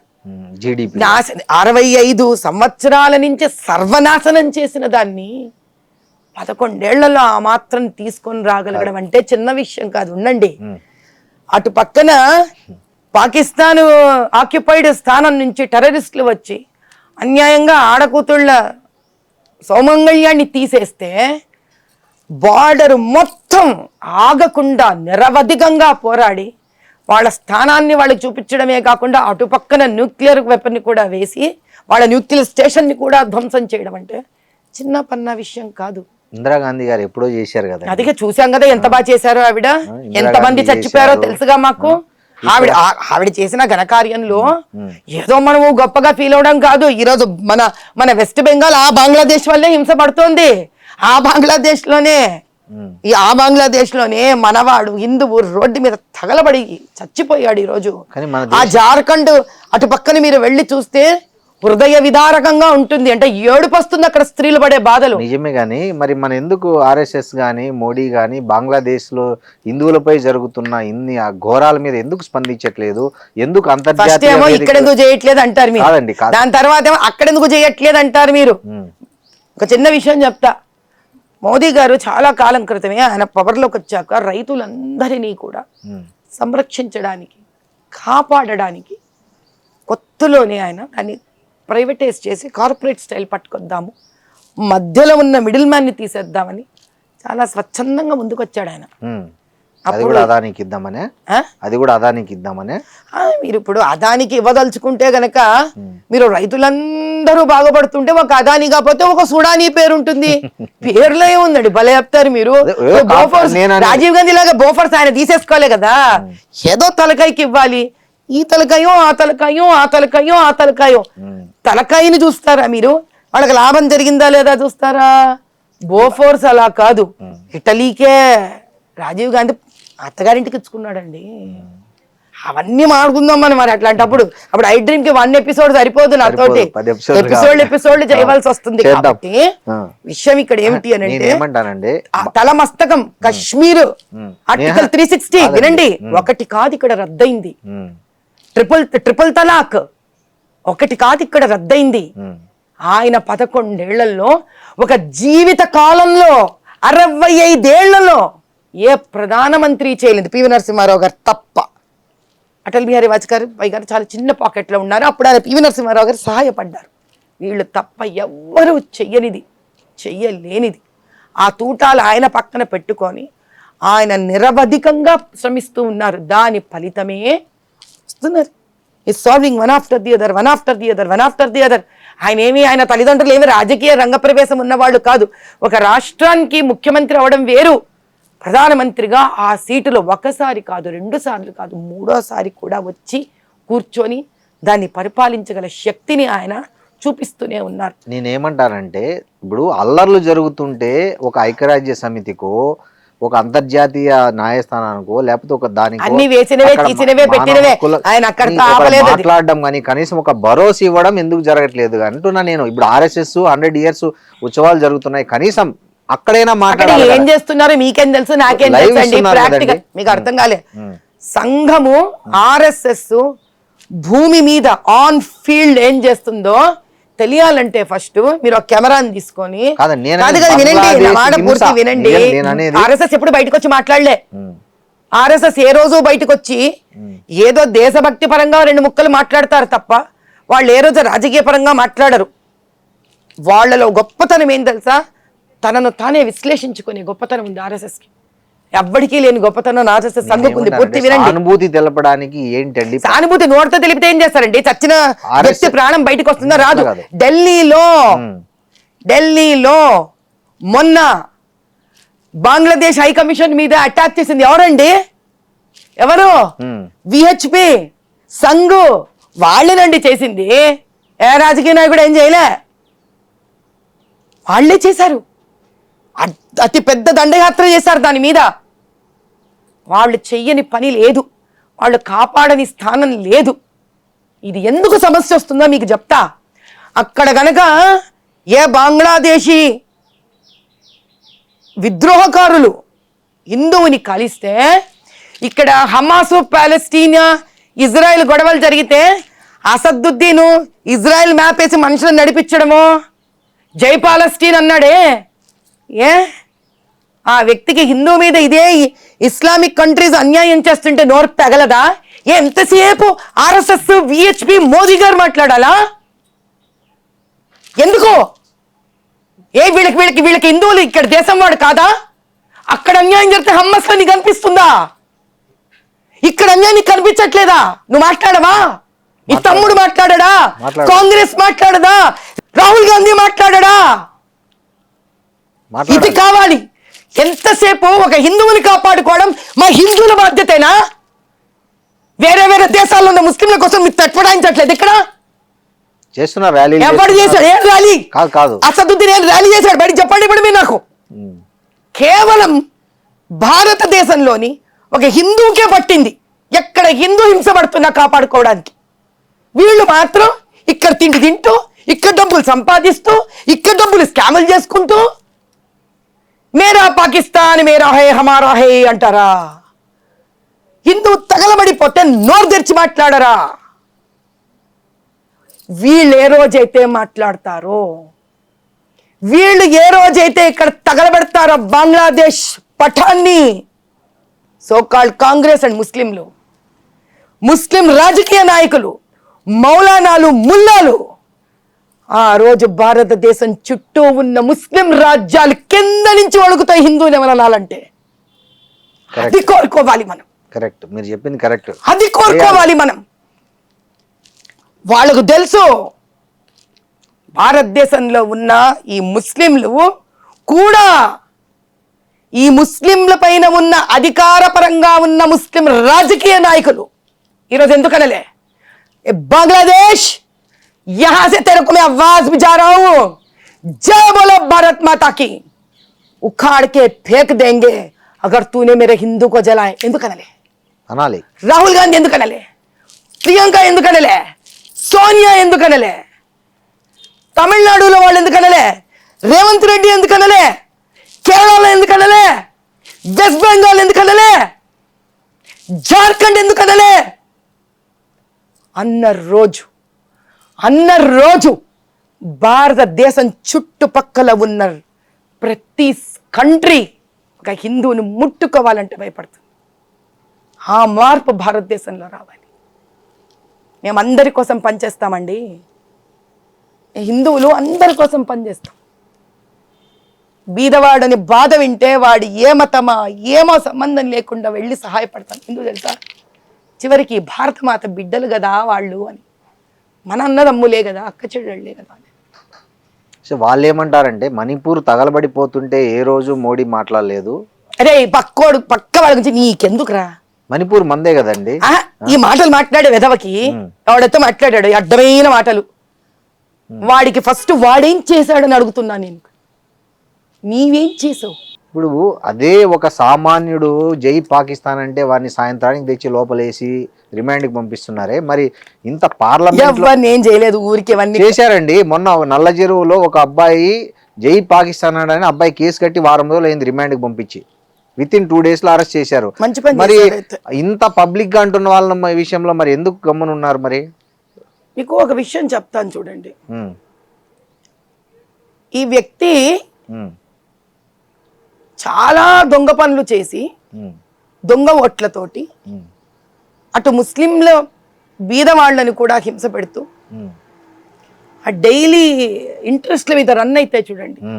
మీరు పాత బస్తీకి వెళ్ళి చూడండి, హృదయ విదారకమైన స్థితిలో ఉంటారు బీదవాళ్ళు ముస్లింలు అక్కడ.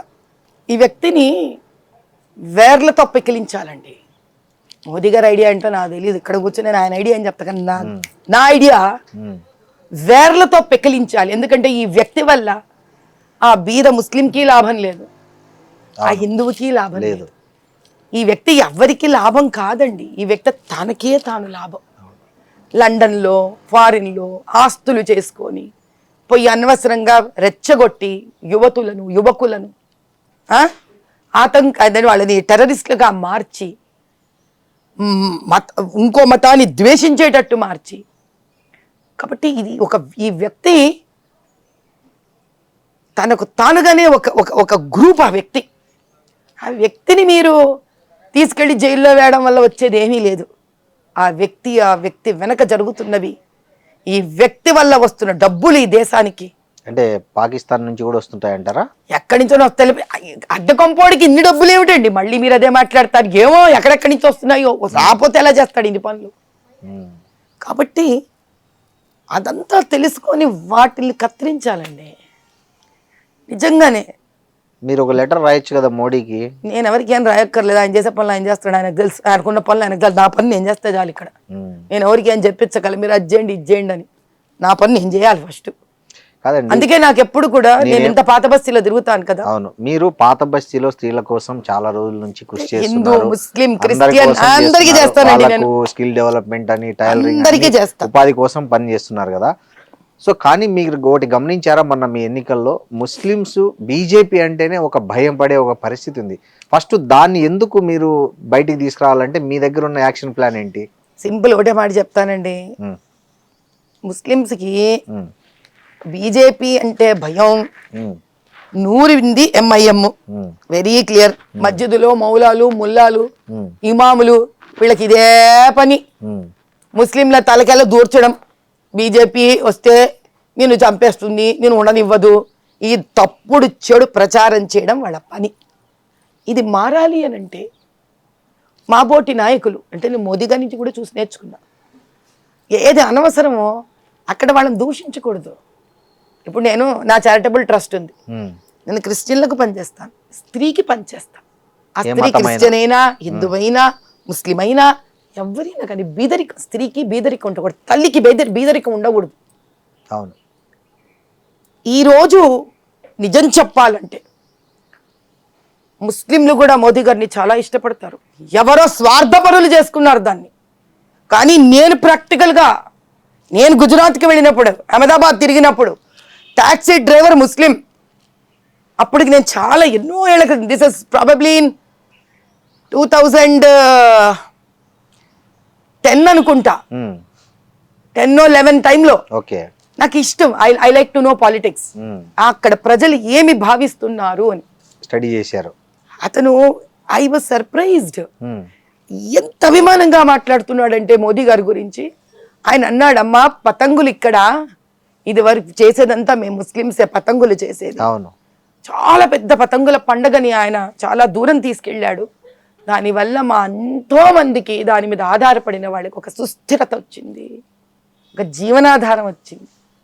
కాబట్టి వాళ్ళదేముందండి, తన కోసం బతికే ఎంఐఎం లాంటి వాళ్ళు స్వార్థపరులు. ఈరోజు కేరళలో కమ్యూనిస్టు పార్టీలు లాంటి వాళ్ళు, ఆ వెస్ట్ బెంగాల్లో మమతా బెనర్జీ లాంటి వాళ్ళు, వాళ్ళకి ఏం పోయిందండి. తెలంగాణ బీజేపీ బండి సంజయ్ గారు కూడా ఇట్లాంటి స్టేట్మెంట్స్ ఇస్తుంటారు కదండి. మన జూబ్లీ హిల్స్ ఎన్నికల్లో కూడా టోపీ ఉన్నోనికి టోపీ లేనోనికి మధ్య పోరాటం ఇది అంటే, అప్పుడు సామాన్య ముస్లింను కూడా జనరలైజ్ చేయడం కరెక్ట్. నేనే నా స్టేట్మెంట్స్ వేరే, మీరు నాది నా వరకే, మీకు ఇది వరకు కూడా చెప్పాను.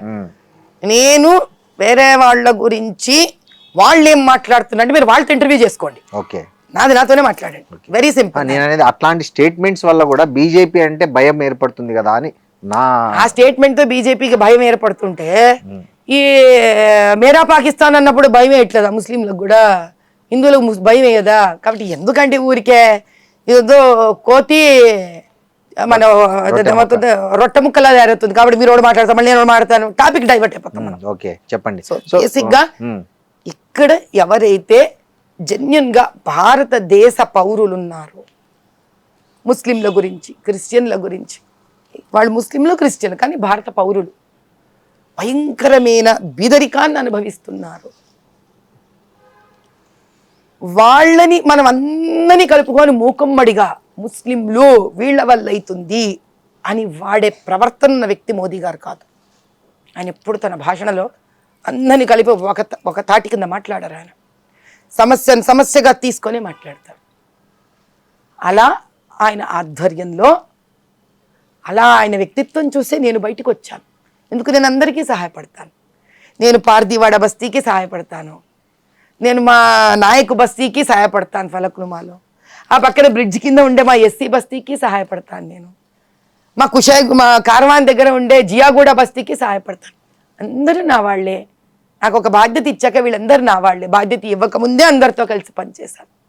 ఒక సమైక్యతా భావాన్ని పెంపొందించేయడానికి చెడపడానికి ఎంతసేపు అండి చెప్పండి. ఒక పాలంతా పాడడానికి ఒక్క విషబిందువు చాలు. కానీ అది చక్కటి పరమాన్నం అవ్వాలంటే 2 గంటలు వండాలి. ఒక చక్కటి పరమాన్నం అవ్వాలంటే ఆ బెల్లం విరగకుండా పాలు అంత ఈజీ కాదు. కాబట్టి విరగకుండా చక్కటి పరమాన్నం తయారయ్యే భారతదేశం చెయ్యాలనే ప్రయత్నంలో ఆయన ఉన్నారు. అటువంటి తెలంగాణ చేయాలనే ప్రయత్నంలో నేనున్నాను. కాబట్టి అది ఓవర్ నైటో టక అవ్వదు కాదండి. మీరు చాలా గట్టి ఫైట్ ఇచ్చారు. అంటే ఎవరు ఊహించలే మీరు అంత గట్టిగా ఫైట్ ఇస్తారని. బహుశా నాకు తెలిసి అసదుద్దీన్ కూడా ఊహించున్నాడు. మీకు తెలుసు అప్పుడు మీకు జరిగిన వెన్నుపోట్లు మీకు తెలిసి ఉంటాయి. దొంగ ఓట్లే పక్కన పెడితే వెన్నుపోట్ల గురించి కూడా మీరు మాట్లాడాల్సి వస్తే ఏం మాట్లాడతారు? వెన్నుపోట్లు లేని ఒక రంగం ఏదుందో చెప్పండి నాకు చూద్దాం. సరే, మీ వరకు మాట చెప్పండి. అన్ని జర్నలిజంలో ఉందా? అన్నిట్లో ఉన్నాయండి వెన్నుపోట్లు. అన్నిటికీ సిద్ధపడే ముందుకు రావాలి. ఎవడైనా వెనక నుంచి పోడ్చేవాడి గురించి ఆలోచిస్తారు వ్యక్తి నేను కాదండి. ముందుకు ఎలా వెళ్ళగలనా ఆలోచించే వ్యక్తిని. మొన్నసారి తక్కువ మంది వెన్నుపోటు పొడిచిండే, ఇప్పుడు ఇంకా ఎక్కువ మంది వచ్చి పొడుచుకోండి. రెడీ బస్తమే సవాల్. నన్ను పొడిచేవాడు నా వెనక నుంచి నిలబడి పొడుస్తున్నాడండి. వాడి జీవితం వెనక నిలబడ్డానికి అయిపోలే శ్రీనివాస్ గారు. నేను ముందుకు వెళ్లే మనిషినండి. నేను ఉదయించే సూర్యుడిని. వాళ్ళు వెనక నుంచి పొడిచే అస్తమించే అమావాస్య చంద్రుడు లాంటి వాళ్ళు. ఒకళ్ళు కాకపోతే 10 తృప్తి రాలేదా 100 మంది ధరవండి, రాలేదా 1000 మంది ధరవండి.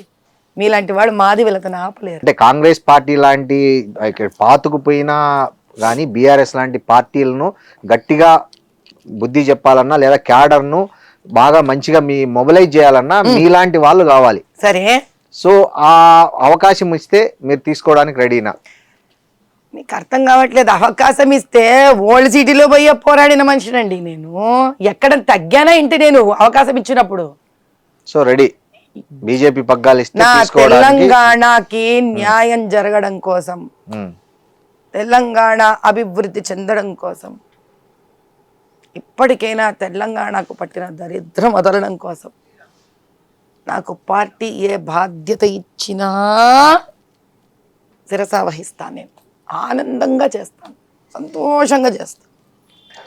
పదవిలో ఎంత పెద్దదా చిన్నదా కాదండి, చేసే మనసు పెద్దదై ఉండాలి నా అన్న ప్రజల కోసం. కాదు, మొన్న మోడీ గారు ఎంపీలతో ఒక మాట అన్నారని వచ్చింది, చూసాం, మీరు కూడా చూసింటారు. మీరు సరిగా పర్ఫామ్ చేయట్లేదు, తెలంగాణలో ఇంత చేస్తున్నా కూడా మనం పవర్లోకి రాలేకపోతున్నాము అని. సో దీన్ని ఎట్లా తీసుకోవాలి బీజేపీ క్యాడర్? ఎట్లా తీసుకోవాలి ఏంటంటే భలే చెప్తారు. ఇప్పుడు పెద్ద మనిషి, మా పెద్దన్న ఆయన, మా అధిపతి ఒక మాట అంటే దాన్ని వినాలి, దానిలో తప్పులు తెలుసుకోవాలి, ఐకమత్యంగా కలిసి ఉండాలి. ఆయన చెప్పిన మాట విని మార్పులు చెరుపులు చేసుకోవాలి. అన్న పెద్ద విచిత్రం ఏముంది విషయం. ఐకమత్యం సాధ్యమేనా తెలంగాణ బీజేపీలో? ఐకమత్యం సాధ్యం కాకుండానే రజాకార్లను తరిమి కొట్టారా? ఎప్పుడైనా మీకు మాట చెప్తానయ్యా శ్రీనివాస్ గారు, ఐకమత్యం అనేది ఒక అవసరం లాంటిది. అవసరం, కరెక్ట్, పూర్తి చెప్పనివ్వండి. ఐకమత్యం అనేది ఒక అవసరం లాంటిది.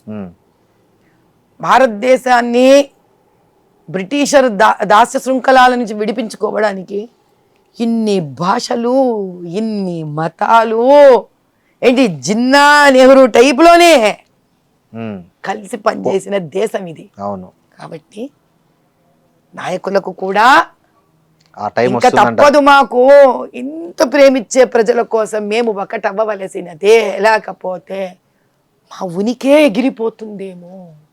ఓపెన్ మాట్లాడే వ్యక్తిని. కరెక్ట్. అవసరం ఎంతటిది, అవసరం వచ్చిన రోజు అట్లే ప్రజలు కూడా, అరే చివరికి మోదీ గారు కదరా అక్కడి నుంచి రాజ్యం వేయలేదు మనని, మనం ఆయన కోసం ఓటు వేసుకోవాల్సిందే, బీజేపీని గెలిపించుకొని తీరవలసిందే. మన వంతు ప్రయత్నం మనం కూడా సుస్థిరంగా చేద్దాం. ఈరోజు బీహార్ని గెలిపించుకున్నాడా లేదా ఆయన, ఢిల్లీని గెలిపించుకున్నాడా లేదా ఆయన, మహారాష్ట్రాన్ని గెలిపించుకున్నాడా లేదా ఆయన, దీన్ని కూడా మనం ఆయన గెలిపించిస్తే దీన్ని కూడా ఆయన బాగు చేస్తాడు. అక్కడి నుంచి తెలుసు ఆయనకి ఏం చెయ్యాలో అన్న నమ్మకం ఇట్లా ప్రజలు కూడా ముందుకు తీసుకొని వెళితే ఒక చోట రెండు కలిసిపోతాయి. బీజేపీ పాత తరం కొత్త తరం మధ్య క్లియర్ గ్యాప్ ఉన్న మాట వాస్తవాన్ని అంగీకరిస్తారా? నాకు అన్ని తెలియదండి. నేనేమో 18 నెలలు వచ్చి తప్పించుకుంటున్నారండి. నాకు అసలు తప్పించుకోవడం అంటే ఎలా ఉంటుందో తెలియదు. శ్రీనివాస్ గారు నన్న మీరు అనేది తప్పించుకుంటున్నారు. గ్యాప్ మీరు ఫేస్ చేయలేదండి? నిజం చెప్పండి. నాకు ఇంతకీ పాత వాళ్ళు ఎవరో కొత్త వాళ్ళు ఎవరో తెలియదండి బాబు. అందరికన్నా కొత్త నేను. అదే నేను మీరు ఫేస్ చేశారా లేదా పార్టీలో? మీకు ఎంపీగా అనౌన్స్ చేసిన వెంటనే శ్రీనివాస్ గారు మీరు మాట చెప్తాను, చేసుకొని చెప్పండి. గుండెల మీద శుభ్రంగా వేసుకుంటాను, ఇక్కడ కూడా వేసుకుంటాను. మీరు ఆ ఫేస్ చేశారా లేదా? అమ్మవారి మంత్రం చెప్తాను. మీకు ఒక్క మాట చెప్తా, ప్రతి చోట ప్రతి రంగానికి ముందే తయారైన ఒక కుటుంబం ఉంటుంది, దానికి ఒక భాష ఉంటుంది. ఇదే ప్రశ్న మీరు గుండెల మీద వేసుకొని ప్రతి ఇంట్లో వచ్చిన ఒక కొత్త స్త్రీ ఎవరైతే వెళుతుందో కొత్త కుటుంబానికి, ఆమెని ఇబ్బంది పెట్టని ఒక్క ఫ్యామిలీని తీసి బయటికి ఇవ్వండి నాకు. ఇది మనుషులున్న చోట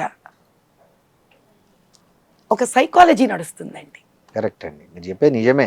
ఓపిక, ఓర్మి కొత్తగా వెళ్ళిన వాళ్ళకు కూడా ఉండాలి. ఆల్రెడీ ఉన్న వాళ్ళకి ఎలా ఉంటుంది అని, ఇప్పుడు నా బోర్డుదైతే మహా డేంజరు పాపం. ఏమో నా పార్టీకి నేను బతికేస్తూ వెళ్ళిపోతా. ప్రజలు ఎట్లా ఆదరించారు. చావంటే భయం లేదు, బతకంటే తీపి లేదు. నిజం చెప్పడానికి ఆగను, ముందు వెనక చూసుకోను. పదవి ఇచ్చినా ఓకే అంటాను, ఇవ్వకపోయినా ఓకే అంటా. టికెట్ ఇచ్చినా ఓకే అంటాను, ఇవ్వకపోయినా ఓకే అంటాను. నేను కదండి పాపం వాళ్ళకి సమస్య. అవును, నేనెవరు అర్థం అవ్వాలా?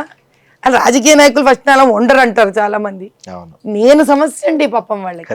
నేను అర్థమైన రోజు వాళ్ళకి పూర్తిగా పాపం ఈవిడ ఏ ఉండదు, ఈవిడికి బుర్రలో మనసులో ఏం ఉండదు, ఈవిడ చివరికి బీజేపీ గెలవాలని మాత్రమే ఉంది, ఈవిడికి వేరే ఉద్దేశమే లేదు అని నేనెవరో వాళ్ళకి పూర్తి తెలిసిన రోజు వస్తుంది చూడండి. ఆ రోజు వాళ్ళే రియలైజ్ కాదు, వాళ్ళే శాంతపడతారేమో, వాళ్ళే పిలిపించేసుకుంటారు. అన్నిటికన్నా పెద్ద విషయం ఏం తెలుసా, ఈరోజు నేను మీతో ఇన్ని మాట్లాడుతున్నాను కదా, ఈ స్వేచ్ఛ ఎవరిచ్చారు? పార్టీని ఇచ్చింది, మీరు తీసుకున్నారు. ఇలా మీలాగా అందరూ మాట్లాడరు. సారీ, అవునా? కానీ నేను మాట్లాడుతుంటే నాకు పార్టీ నుంచి పెద్దల నుంచి ఫోన్ రావాలి కదా, ఎందుకు ఇచ్చావమ్మా నువ్వు ఇంటర్వ్యూ? రాలే, ఏ రోజు రాలే. ఇప్పుడు మొన్న మీరు గోరక్షల మీద దాడి జరిగింది, అవును.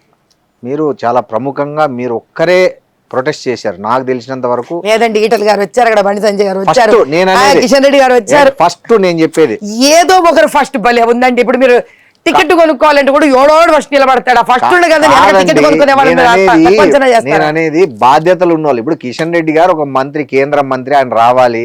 ఈటల ఆయనకి ఎన్ని రాజేంద్ర బాధ్యతలు ఉంటాయండి పాపం. అలా ఖాళీగా ఉన్నారండి.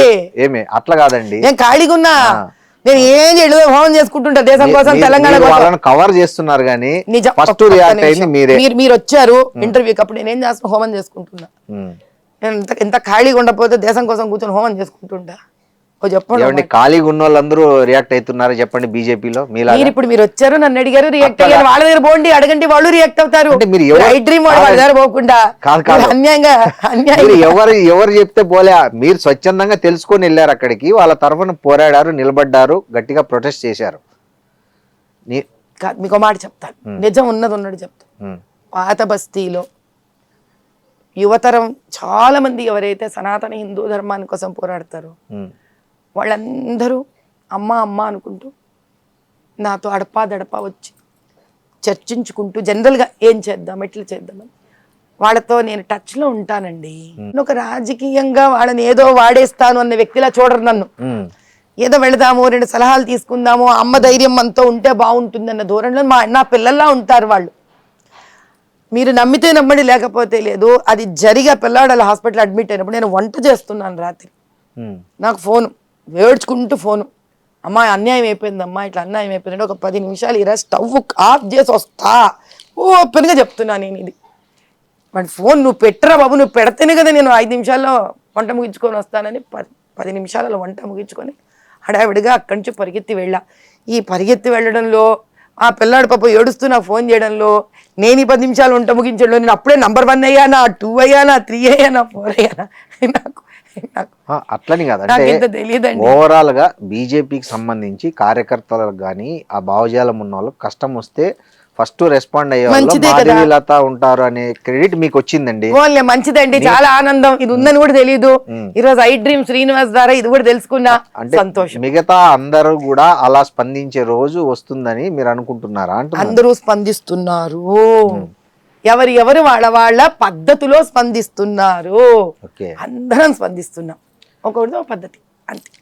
హైదరాబాద్ అనేది ఒక మిక్స్డ్ సొసైటీ, అంటే మెట్రో సిటీ. అవును, విభిన్న జాతులు, విభిన్న కులాలు, విభిన్న విభిన్న దేశవాసులు కూడా మీరు ఆ ఫిలిం నగర్ బంజారా హిల్స్ దగ్గర పోండి, పారామౌంట్ అపార్ట్మెంట్ కి వెళ్ళారంటే చిట్ట వణుకుతారు మీరు.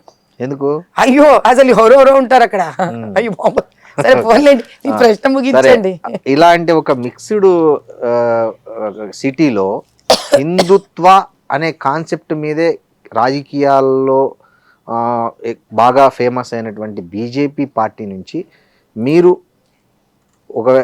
ఏదైనా ఒక రెడ్ లైన్ కానీ డెడ్ లైన్ కానీ గీసుకోవాల్సి వస్తే ఎక్కడ ఆపుతారు? అంటే దీన్ని హిందుత్వ గురించి మాట్లాడాలన్నా రాజకీయానికి హిందుత్వానికి సంబంధం లేదు. నేను అనేది మళ్ళీ మీకు అదే చెప్తాను, నేనెవరో నేను అదే మాట్లాడతాను.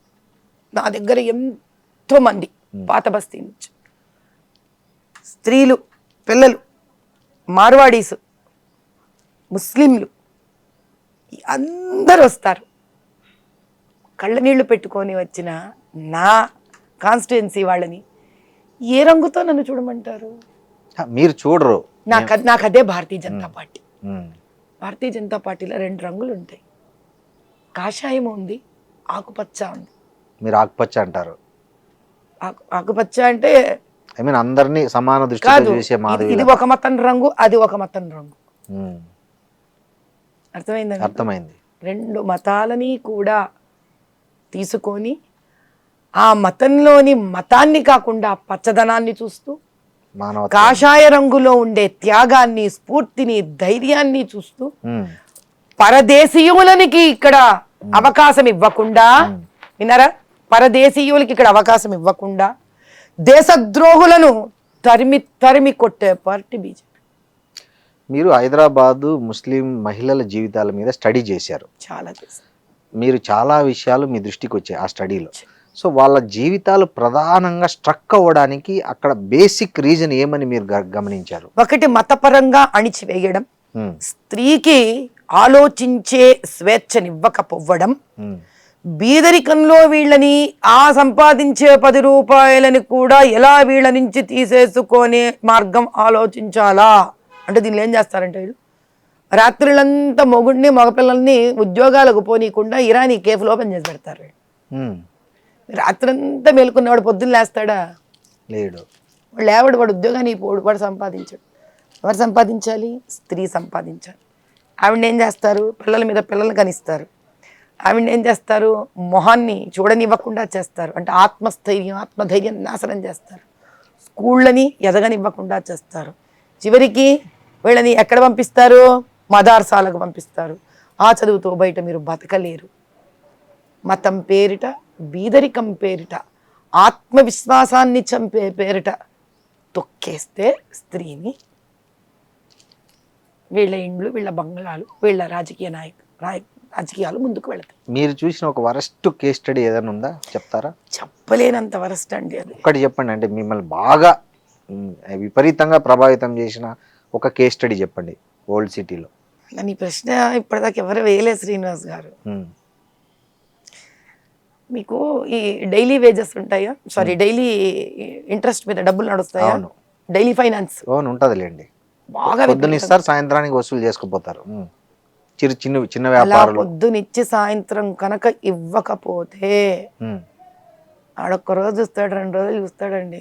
3వ రోజు ఆ ఇంట్లో ఆడపిల్లని తీసుకెళ్ళి పెట్టుకుంటాడు వాడు. అంతకన్నా ఫస్ట్ కావాలా మీకు? అదండి స్త్రీని అవమానించడం అంటే. స్టిల్ ఇప్పటికీ దమ్ము లేదు ఎవ్వరికి అక్కడ పోవడానికి. అలా పోలీసులు కూడా వాళ్ళని ఏం చేయరండి. ఎందుకు? అంతా ఒకటైపోయి ఉన్నారు వాళ్ళందరూ. అందరి దగ్గర డబ్బులు తింటారు వాళ్ళ. ఇది ఒక ఉద్యమం అండి. రజాకార్లు ఎక్కడికి పోలేదు, ఇంకా ఇక్కడే ఉన్నారు రజాకార్లు. అది ముస్లిం స్త్రీనా, హిందూ స్త్రీనా, క్రిస్టియన్ స్త్రీనా, ఎస్సీ స్త్రీనా, ఎస్టీ స్త్రీనా, అగర్వాల్ స్త్రీనా, ఏ స్త్రీయేనండి.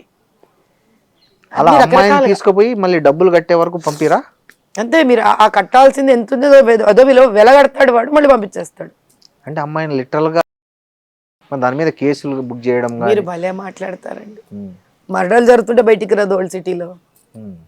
సైలెంట్ గా ఉందంటే అక్కడ ఏం జరగట్లేదని కాదు, అక్కడి నుంచి బయటికి రావట్లేదని అర్థం. సో ఈ పంచాయతీ ఎన్నికల్లో బీజేపీ చాలా తక్కువ స్థానాల్లో గెలుచుకుంది రాష్ట్రంలో. మరి ఈ సిచ్యువేషన్లో వచ్చే జిహెచ్ఎంసీ ఎన్నికల్లో బీజేపీ ప్రభావం ఎలా ఉండబోతుంది అంటారు? ప్రజలలో విపరీతమైన ప్రేమ అయితే ఉందండి. కానీ నిజం చెప్పాలంటే నేను చాలా చోట్ల వెళ్ళేసి వచ్చాను. మొన్ననే ఎల్గూరు, రంగంపేట, వరంగల్ వెళ్ళాను నేను. అక్కడ ఎరకల అమ్మాయి, ఎస్టీ అమ్మాయి నెగ్గితే వాళ్ళు నాకు ఫోన్ చేశారు. అక్కడ ఆదివాసీ కళ్యాణ్ అసోసియేషన్ వాళ్ళు ఉంటారు, వాళ్ళని పిలిచారు. అమ్మా నువ్వు రా అమ్మా, నీ చేతులతో అంత పిల్ల 7వ నెల కడుపుతో ఉంది, నీ చేతులతో శ్రీమంతం చేసి వెళ్ళు అంటే ఇక్కడి నుంచి ఎలుగురు వెళ్ళా. వెళ్ళి అక్కడ అటు పక్కన ఎస్సీ రిజర్వేషన్ ఒక పిల్లవాడు వచ్చాడు, ఈ అమ్మాయి ఎస్టీ అమ్మాయి, ఇంకో రిజర్వేషన్, 3 పంచాయతీ ప్రెసిడెంట్లు బీజేపీ వాళ్ళు కూర్చొని ఉన్నారు. ఇంకో మిగతా 2 భద్రాచలం కూడా వెళ్ళొచ్చా నేను. అది కూడా మనకి ఎస్టీ నాయక్ ప్రాంతం. అడిగాను, ఏం రా నాన్న ఏమయ్యింది నీది అంటే, ఏం చెప్పాలమ్మా, ఇష్టం వచ్చినట్టు డబ్బులు వెదజల్లుతున్నారు, ఇష్టం వచ్చినట్టు భోజనాలు పెడుతున్నారు, డబ్బులు ఇస్తున్నారు, ఎక్కడి నుంచి తేనమ్మా డబ్బులు? ఈ ప్రశ్నకు ప్రజలే సమాధానం ఇవ్వాలి. అంత డబ్బు అయితే నేను కూడా నిలబడలేనండి ఎలక్షన్స్, నా చేత కాదు. ఎంతో మంది ఉన్నారు 200 కోట్ల పైచీలకు ఆస్తులు చూపించిన మీరే డబ్బు ఇవ్వలేనని అంటే మీరు మంచి ప్రశ్న వేశారండి. 200 పైచీలకు ఉన్నవి షేర్స్ ఉంటాయి, కంపెనీ ఉంటుంది, సెటప్ ఉంటుంది. అవన్నీ రాజకీయంలో ఓటుకి నోటుకి ఇచ్చుకోవడానికి కాదు ఆ డబ్బులు. నేను చేసే చారిటబుల్ ప్రోగ్రామ్స్ కి ఎప్పుడు ఆపలేదేమో వారు. మరి అంత అన్ని వేల మందికి అన్నదానం చేశాను, స్కిల్ డెవలప్మెంట్ చేశాను, ఇప్పటికెంతో మందికి డిస్కౌంట్లు ఇస్తాం అందుకు. కానీ డబ్బు ఇచ్చి ఓటు కొనుక్కోవడానికి కాదు. నేను అలాంటి రాజకీయాలు నేను చెయ్యను, చెయ్యలేను. అంత మీదండి మీరు ఇస్తారని కాదు, అంటే డబ్బు ప్రభావం ఎంత పెరిగిపోయింది అంటే ఎలాంటి వాళ్ళు కూడా భయపడే పరిస్థితి వాళ్ళ సొసైటీలో నాకు ఉందండి, భయం ఖచ్చితంగా ఉంది. ఇష్టం వచ్చినట్టు డబ్బు పంపిణీ జరుగుతుంది. అట్లా బీఆర్ఎస్ పంపిణీ చేసింది, కాంగ్రెస్ చేస్తోంది.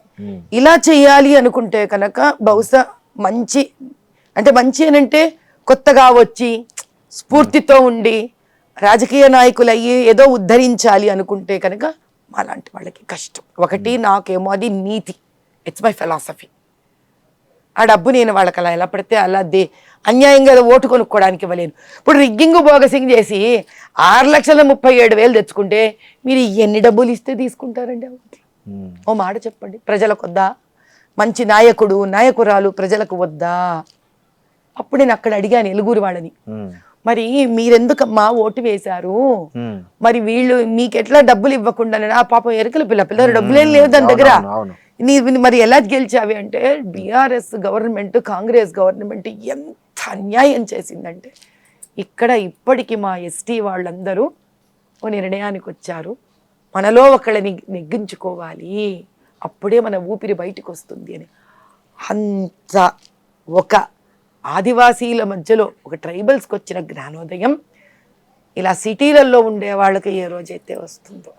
కానీ లాస్ట్ ఎన్నికల్లో బీజేపీ చాలా గట్టి ఫైట్ చేసింది జిహెచ్ఎంసీ ఎన్నికల్లో. సో ఈసారి ఇస్తాం, ఫైట్ ఇవ్వడానికి ఎక్కడ తక్కువ పోవదు, వెనక ఆడవండి శ్రీనివాస్ గారు, ఇచ్చే ఫైట్ ఇస్తాం. ఇప్పుడు మీకు చిన్న 3 పేర్లు ఇవ్వను.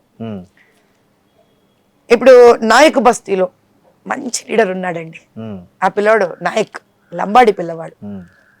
ఆ పిల్లవాడు సాఫ్ట్వేర్ ఇంజనీర్. అంటే ఎంత సంపాదించుకుంటాడు?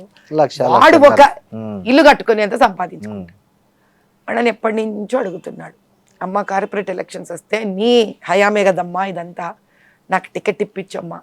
కానీ డబ్బులు ఖర్చు పెట్టుకుంటే ఎట్లమ్మా, ఓట్లకి ఎట్లమ్మా డబ్బులు ఇచ్చేది?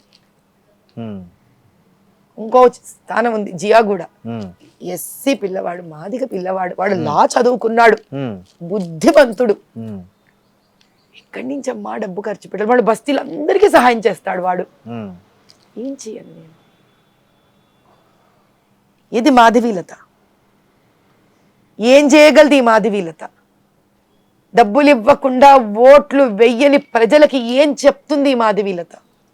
ఒకటే చెప్పగలను నేను, నాయనా నీ ఓటు ఒక బీజం లాంటిది, ఒక విత్తనం లాంటిది. ఆ పవిత్రమైన ఒక ఓటు ఏమవుతుందో అనుకుంటున్నావు కానీ కలుపు తయారు చేస్తున్నావు నువ్వు. మేమేమో తులసివనం తయారు చేయాలనుకుంటున్నావు, నువ్వు డబ్బు తీసుకొని ఆ ఓటుతో ఒక కలుపుకి విత్తనం వేస్తున్నావు. మరి ఆ వేసిన కలుపు ఏం చేస్తుంది? గవర్నమెంట్ స్కూళ్ళని నాశనం చేస్తుంది. నువ్వు ప్రైవేటు వాడికి నీ కష్టార్జితం ఇచ్చుకొని ప్రైవేటు స్కూళ్ళని ఉద్ధరిస్తున్నావు. గవర్నమెంట్ హాస్పిటల్స్ని భయంకరంగా ఉంచుతోంది ఇదే కలుపు. రాజకీయ నాయకుడు అయ్యి పవర్లోకి వచ్చి నువ్వేం చేస్తున్నావు? నీ డబ్బులు తీసుకొని ప్రైవేట్ హాస్పిటల్కి, కార్పొరేట్ హాస్పిటల్కి వెళ్ళి నీ డబ్బును అక్కడ పాడు చేసుకుంటున్నావు. బాగున్న రోడ్డుని మళ్ళీ తవ్వి మళ్ళీ రోడ్లు వేస్తూ కాంట్రాక్ట్ పేరుతో డబ్బులు తింటారు. నీ ఇంటి ముందు వర్షం వస్తే ఆ నీళ్ళన్నీ నీ ఇంట్లోకి వస్తాయి. కాబట్టి రాజకీయం అంటే 5 ఏళ్లకు వచ్చే ఒక ఓటు కాదు, 1000-2000 రూపాయలు నువ్వు తీసుకునేది కాదు. నువ్వు 2000 రూపాయలు మాత్రమే తీసుకుంటావేమో, మహా అంటే 3000 తీసుకుంటావేమో. నీ తలకాయ మీద సుమారు 3 కోట్లు తింటాడు ప్రతి తలకాయ మీద రాజకీయ నాయకుడు. తిన్నా నష్టం లేదు, నిన్ను ఎందుకో పనికి రాకుండా అప్పుల పాలు చేస్తున్నాడు. కాబట్టి ఆ ఓటర్ అర్థం చేసుకోవాలి నాయన. మొన్న మీరు ఓట్లు పంచలేదు కదండి, మీరు మొన్న ఎన్నికల్లో డబ్బు పంచలేదా మీరు? చస్తే పంచను నేను. నా 3,20,000 3,29,000 ఓట్లు అంటే ఒక 30,000 ఓట్లు. నా ప్రజలు నన్ను ప్రేమించి నన్ను ఇష్టపడి నన్ను నమ్మి వేసిన ఓట్లు ఇంకా ఓట్లు పడేవి నాకు. కానీ మహానుభావులు ఇక్కడ డిలీట్ చేసి పారేశారు. కాబట్టి నా పాత బస్తీతో నాకు ఏ కంప్లైంట్లు లేవు. They are the most wonderful voters. నా పాత బస్తీ ఓటర్లు అంత అద్భుతమైన ఓటర్లని నేను చూడలేదు అక్కడ. కించిత్ తప్పు లేదు నా ఓటర్లు. అందుకే నేను ఎప్పుడు మా ఓటర్లని ఏమనను. నేను ఓడిపోలేదండి. నిజము, న్యాయం, ధర్మాన్ని చూపించారు నా ఓటర్. బోగసింగ్లు బూత్ క్యాప్చర్లు చేస్తే, ఓట్లు డిలీట్ చేస్తే వాళ్ళు ఏం చేయగలరండి పాపము. ఒక వన్ వర్డ్ ఆన్సర్ చెప్పండి, నేను ఒక చెప్తా. రేవంత్ రెడ్డి. ఒక కుండ పాలల్లో విషం రేవంత్ రెడ్డి. కవిత కల్వకుంట్ల. రాజకీయ దాహం ఆ మహాతల్లికి, స్త్రీమూర్తికి ఎంత ఎక్కువైందంటే గడాపటికి కుటుంబం నుంచి విడిపోయినా నష్టం లేదు, కానీ నేను ఎప్పుడూ న్యూస్లో ఉంటాను, అవసరమైతే అంత దూరం అన్నా పోతాను పదవులకు. మోడీ. మా జన్మ సుకృతం, మా అదృష్టం. మా అంటే ఓటరు, రాజకీయ నాయకులు కాదు. ఒక ఓటరుగా, ఒక భారతీయురాలుగా నా అదృష్టం మోదీ గారు, మా భవిష్యత్తు మోదీ గారు. అమిత్ షా. మంచి సైన్యాధ్యక్షుడు, పక్కన గట్టిగా రాజుకు తగ్గ సైన్యాధ్యక్షుడు. మహాత్మా గాంధీ గురించి. స్వార్థం కోసం భారతదేశాన్ని తాకట్టు పెట్టేశాడండి. పేరుకి అంత మోజుంటుందా అనుకుని ఇప్పుడు తెలుసుకుంటున్నా. గాడ్సే. నిజాన్ని నిర్భయంగా చావొచ్చినా కూడా చెప్తానంటాడు. గాడ్సే. అందుకే ఆయన పేరులోనే ఉంది గాడ్. ఆయనను అర్థం చేసుకోవడం ఈజీ కాదు. ఆయన ముస్లింల మీద ద్వేషంతో ఆయనను కాల్చలేదు. మత పిచ్చిని రెచ్చగొట్టడానికి ఆయన పెట్టిన ఒక సొల్యూషన్కి దేశం ఇంకా నాశనం అయిపోతుందేమో అని తపన పడ్డాడు ఆయన. కష్టం. పెద్ద గొప్పవాళ్ళని అర్థం చేసి, భగత్ సింగ్ని అర్థం చేసుకోవడం కష్టం. గాడ్సే, భగత్ సింగ్ ఈక్వల్ ప్యాట్రియట్స్ అంటారు. ఏ సమయంలో ఆ రోజు బ్రిటిషర్లు హింస పెడుతుంటే చంపి ఆయన ఉరితాడెక్కాడు. హిందూ ముస్లింల మధ్యలో లేని అంటే ఇప్పుడు ఈయన పాకిస్తాన్కి వెళ్ళిపోతా అన్నాడండి అంటే ఏంటి దాని అర్థం? భారతదేశం అన్యాయం చేసినట్ట. మరి పాకిస్తాన్లో జరిగిన అన్యాయం హిందువులకి ఎందుకండి ఆ డ్రామాలు? జిన్నాను పిలిచో మాట్లాడు. ఎప్పటికి తెగాలండి హిందూ ముస్లిం గొడవలు? రెచ్చగొడుతున్నట్టు కాదా అది శాంత?